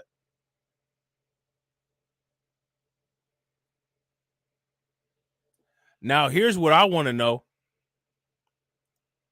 Shout out to my man TD Hip Hop Media. If you guys are not subscribed to Just Talking with TD and Rob, make sure you guys go and subscribe to that channel. But my question is, how come more people haven't really talked about that shit that happened with King Randall's school yet? Is only TD talked about it. How come the black conservatives didn't talk about it? That's some other shit that I'm asking. How come the black conservatives didn't talk about?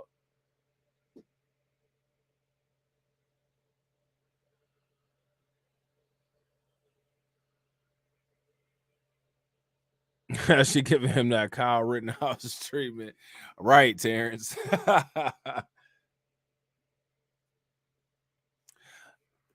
Now, let me ask you guys a question, right? See, here's where we get into that shit. And this is that shit that other content creators want to walk the dotted line on, because they don't want to take a hard stance, but they want to sit there and tell you that they know everything. But in order to avoid the risk of being wrong, they're not going to take a hard line stance, but to tell you that they know everything. I'm going to ask y'all a question.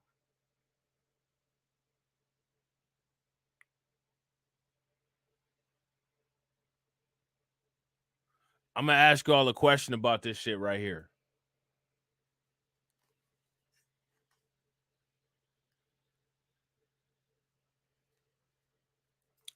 Why is Nicki Minaj the one talking about this and black Democrats are not? White conservatives, black conservatives, and Democrats aren't talking about the Carlisha Hoods issue. So that's what happens if you're black and you fall within the cracks of a nuanced political situation, which is more proof that politics is a white measure to block black people out of anything. Can't talk about it on the liberal side because she used a gun and defended herself. Her son had a gun and she defended herself. Can't talk about that shit if you're a liberal. Now, she's a black woman, black girl magic. She made her assault, the person that assaulted her, disappear, right? Black girl magic. So Kamala Harris should black girl magic her motherfucking ass down there and give her some kind of award or some type of positive speech, right? But you don't see Kamala Harris doing a motherfucking thing. You don't see Ketanji Brown Jackson doing anything except for trying to figure out what the fuck a woman is, despite the fact that she's been one allegedly her entire life. Now, what about the white conservatives? They're not doing anything except for eating mayonnaise with a snow shovel. So now you just stuck. And now people say, well, celebrities shouldn't speak for us. Celebrities shouldn't speak for us. Celebrities shouldn't speak for us. Well, I agree. Celebrities shouldn't speak for us, but ain't nobody saying shit. And Nicki Minaj, the only one that came up and was like, yo, I got you, boy. I'm gonna help you out with your tuition.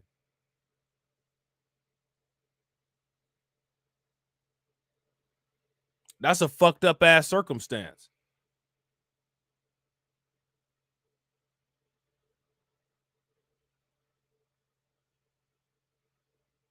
The same kind of fucked up ass circumstance that King Randall got when people call him an agent and then motherfuckers go and vandalize his school.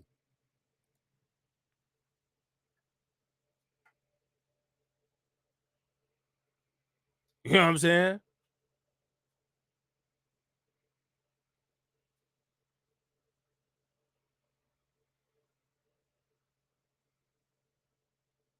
People got to make decisions, man.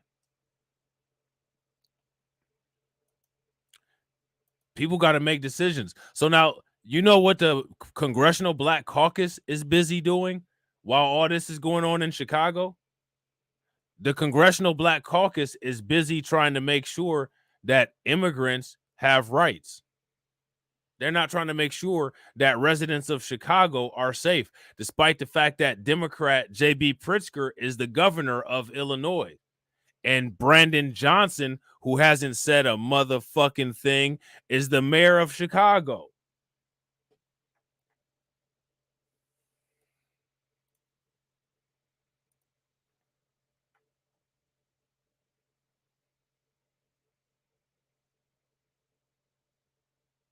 So that's where politics are at when it comes to dealing with this.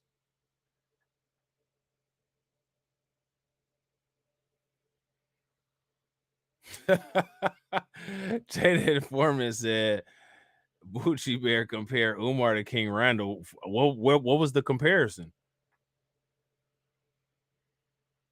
Was the comparison that King Randall School looked like Umar School after it was vandalized?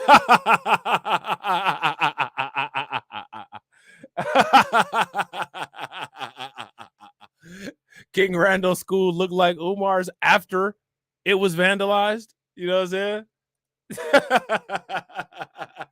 Now, after the vandalism, the schools are comparable. Like, what was the comparison?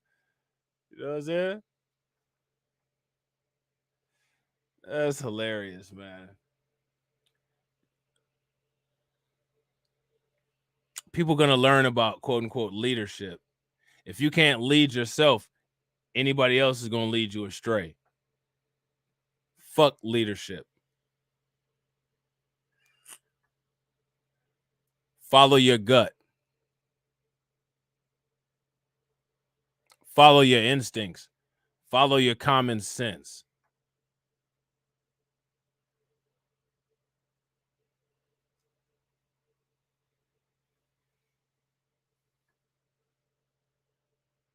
All these people got the remedy and all these people got the solution. Except for the fact that none of the solutions ever work. They don't use the scientific process. You know, the scientific process uses hypothesis, trial and error, you know what I'm saying, different interventions and things like that. They don't use a scientific process. All these people do is just sit up here and talk a bunch of preachy bullshit. Oh, we as black people need to do that. There's a bunch of fucking cringe idiocy, old school bullshit that needs to die.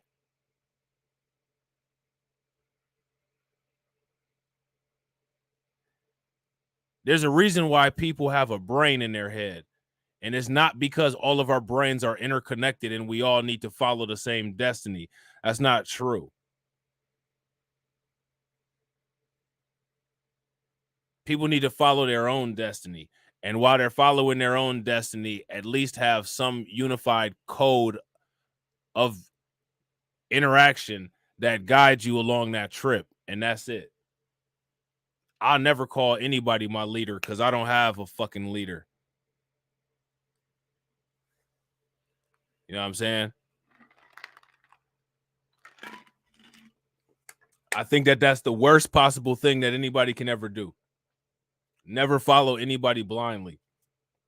That's one of the reasons why I ask you guys so many questions.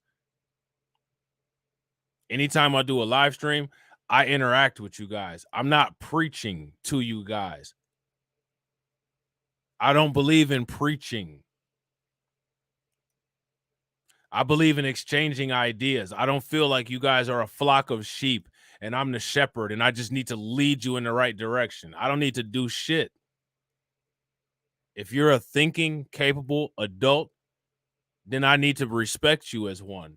And we can have a conversation and talk about different ideas. And at the end of the day, maybe something that I said helped. Maybe it didn't. Maybe you got a laugh. Maybe you didn't. But there is no standardized solution for everybody to just fall in line and follow and everybody shake your wallets like a tambourine into the offering plate. Man, don't fall for that crap.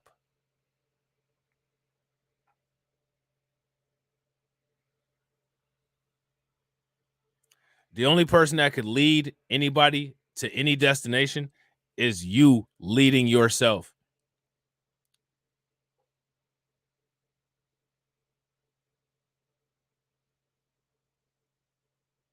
There's nobody that's been to the future and back that can tell you all of the right turns and paths that you need to take. And anybody that says that they have and that they have that kind of information is a liar. Unless there's some kind of clairvoyant or unless there's some type of super physicist where they can reach the 11th dimension of string theory or they can reach the Akashic plane.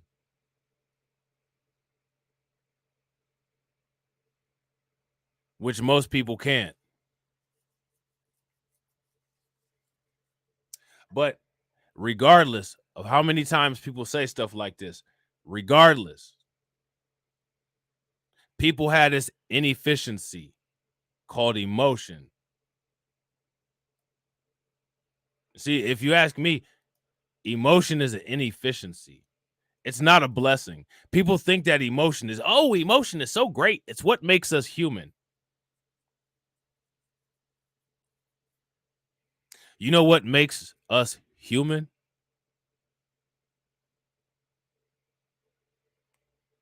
The only feature that makes a human is imperfection. Even to the religious people.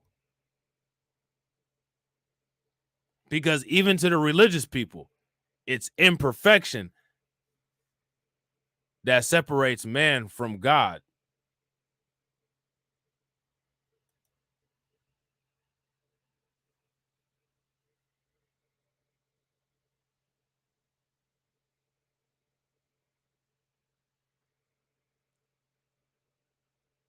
Imperfection, your defects are the only things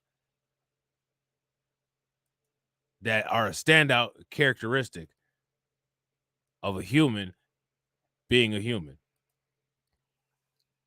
And the greatest defect of all is emotion. Because emotion will make a person or anything that can experience emotion supersede logic and rationale.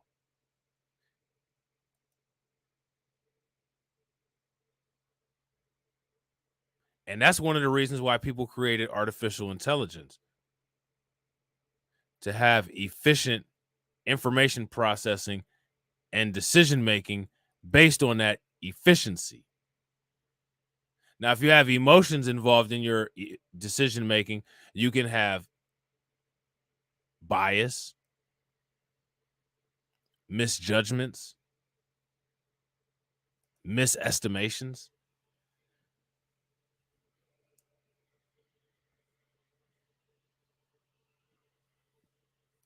People need to streamline their thought process and streamline their emotions. But when you have people in a constant state of turmoil and a constant state of bedlam, it's easy to have people in a state where their thought process is drenched in emotion.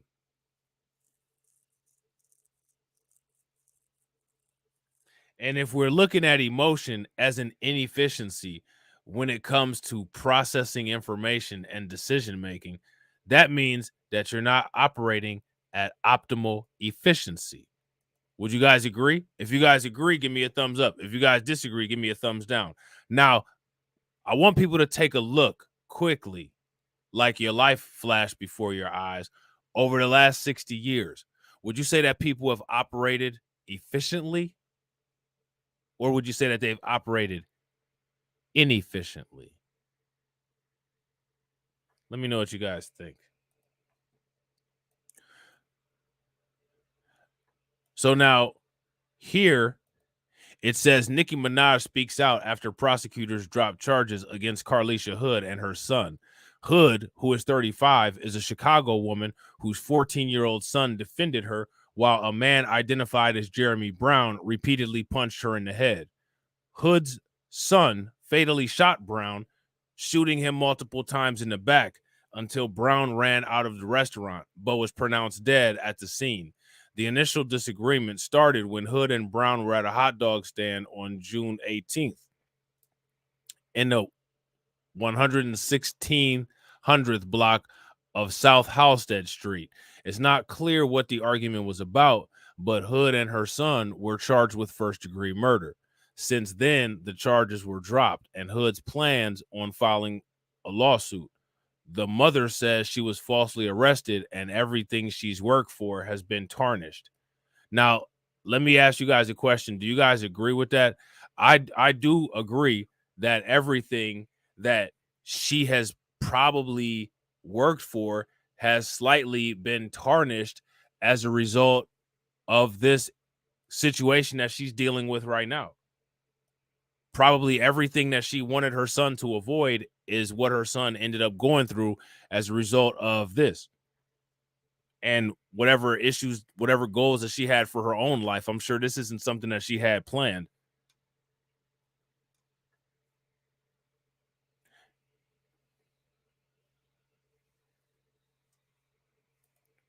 So now here it says Nicki Minaj spoke out via Instagram story and saluted Hood's son for protecting his mother. The Queens rapper said that 14-year-old boy that backed that hammer out when that grown man was punching his mother in the face as if she were a man is a true hero. Then Nicki offered to pay for his education. Now, I'm not mad at Nicki Minaj about this, right?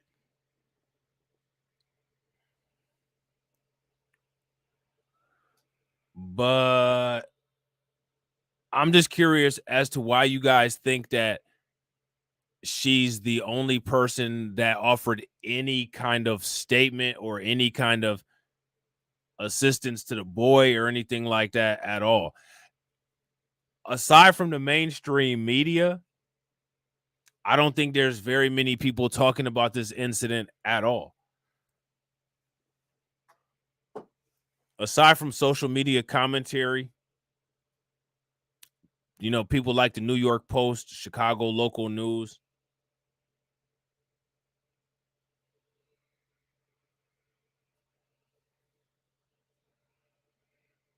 How come nobody's really talking about it much? This would be something that you would think would be a hot button issue, right? Like this is something that in the YouTube algorithm for people with monetized YouTube accounts, talking about this topic should bring you vast amounts of fortune, right? But then again, who does YouTube ever bring vast amounts of fortune to? It doesn't bring anybody. YouTube doesn't bring anybody vast amounts of fortunes if you're not talking about idiot shit. If you find the dumbest toilet bowl content to talk about in the entire world, you can definitely make a pretty penny on YouTube. But if you actually give a shit about people's intellectual health, you'll surely starve unless you have an additional source of income.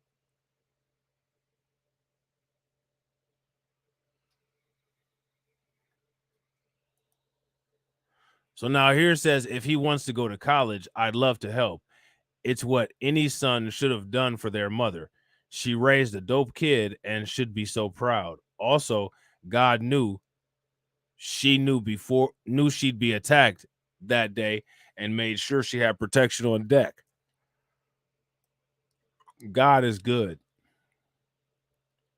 So that's it. So Nicki Minaj is offering to pay the young man's tuition, and I don't think that I've heard really anybody else come out and say anything about this, whether bad or good.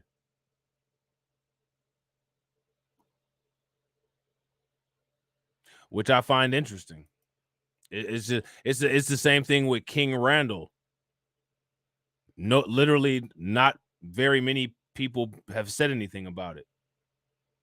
But the thing that's fascinating about the King Randall situation, right, is that the King Randall situation is literally King Randall is literally doing what people claim they want people to do, even after being called an agent.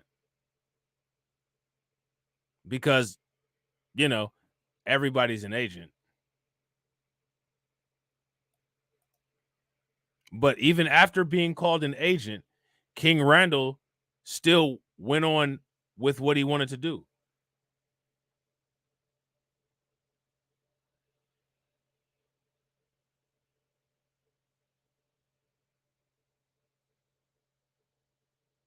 Not too many people talking about the King Randall shit.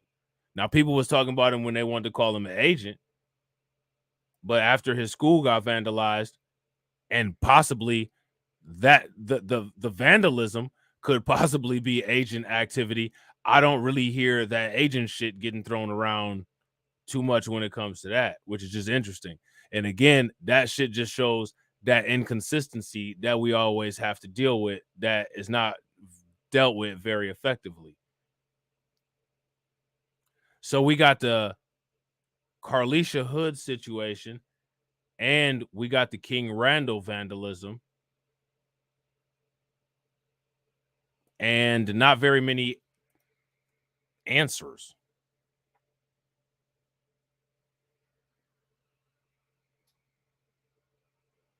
You know what I'm saying?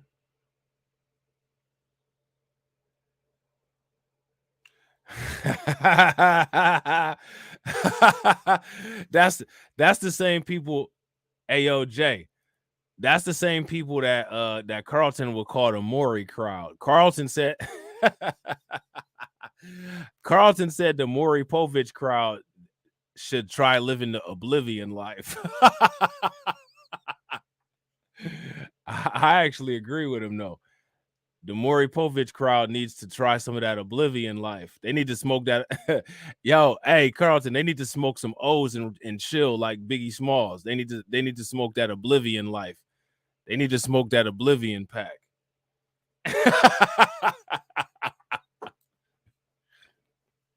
Oh, shit. Yeah. That's that NAACP and EBT crowd. Going to Circle K, buying $200 worth of Slim Jims on that EBT card, and then getting mad and punching the cashier because they forgot the password for the EBT card. That oblivion pack on deck. Facts. Smoke them oblivions out of White Owls. You know what I'm saying? They smoking them White Owl wraps, them blunt wraps, them oblivion wraps. You know what I'm saying? That's hilarious, man. So, yo, that's all I got for CrimeCast number 68. So let me know in the comment section what you guys think, if Carlisha Hood should go full villainy and destroy them all. And also let me know what you guys think about Nicki Minaj offering to pay this kid's quote unquote college tuition. I don't know how having to delete somebody will affect a person at age 14. That could cause a lot of mental trauma and have long-lasting effects. I really hope that that young man is able to have a productive life. Only time will tell. But going through what he went through is not going to help him with that. So that's my thoughts. I hope you guys enjoyed it. Make sure if you're not subscribed to Just Talking with TD and Rob, y'all do that real quick. We will be back probably either at 3 o'clock or 3 p.m. And we got a special guest. That's right. We got a special guest. So we will see y'all then. All right. Peace.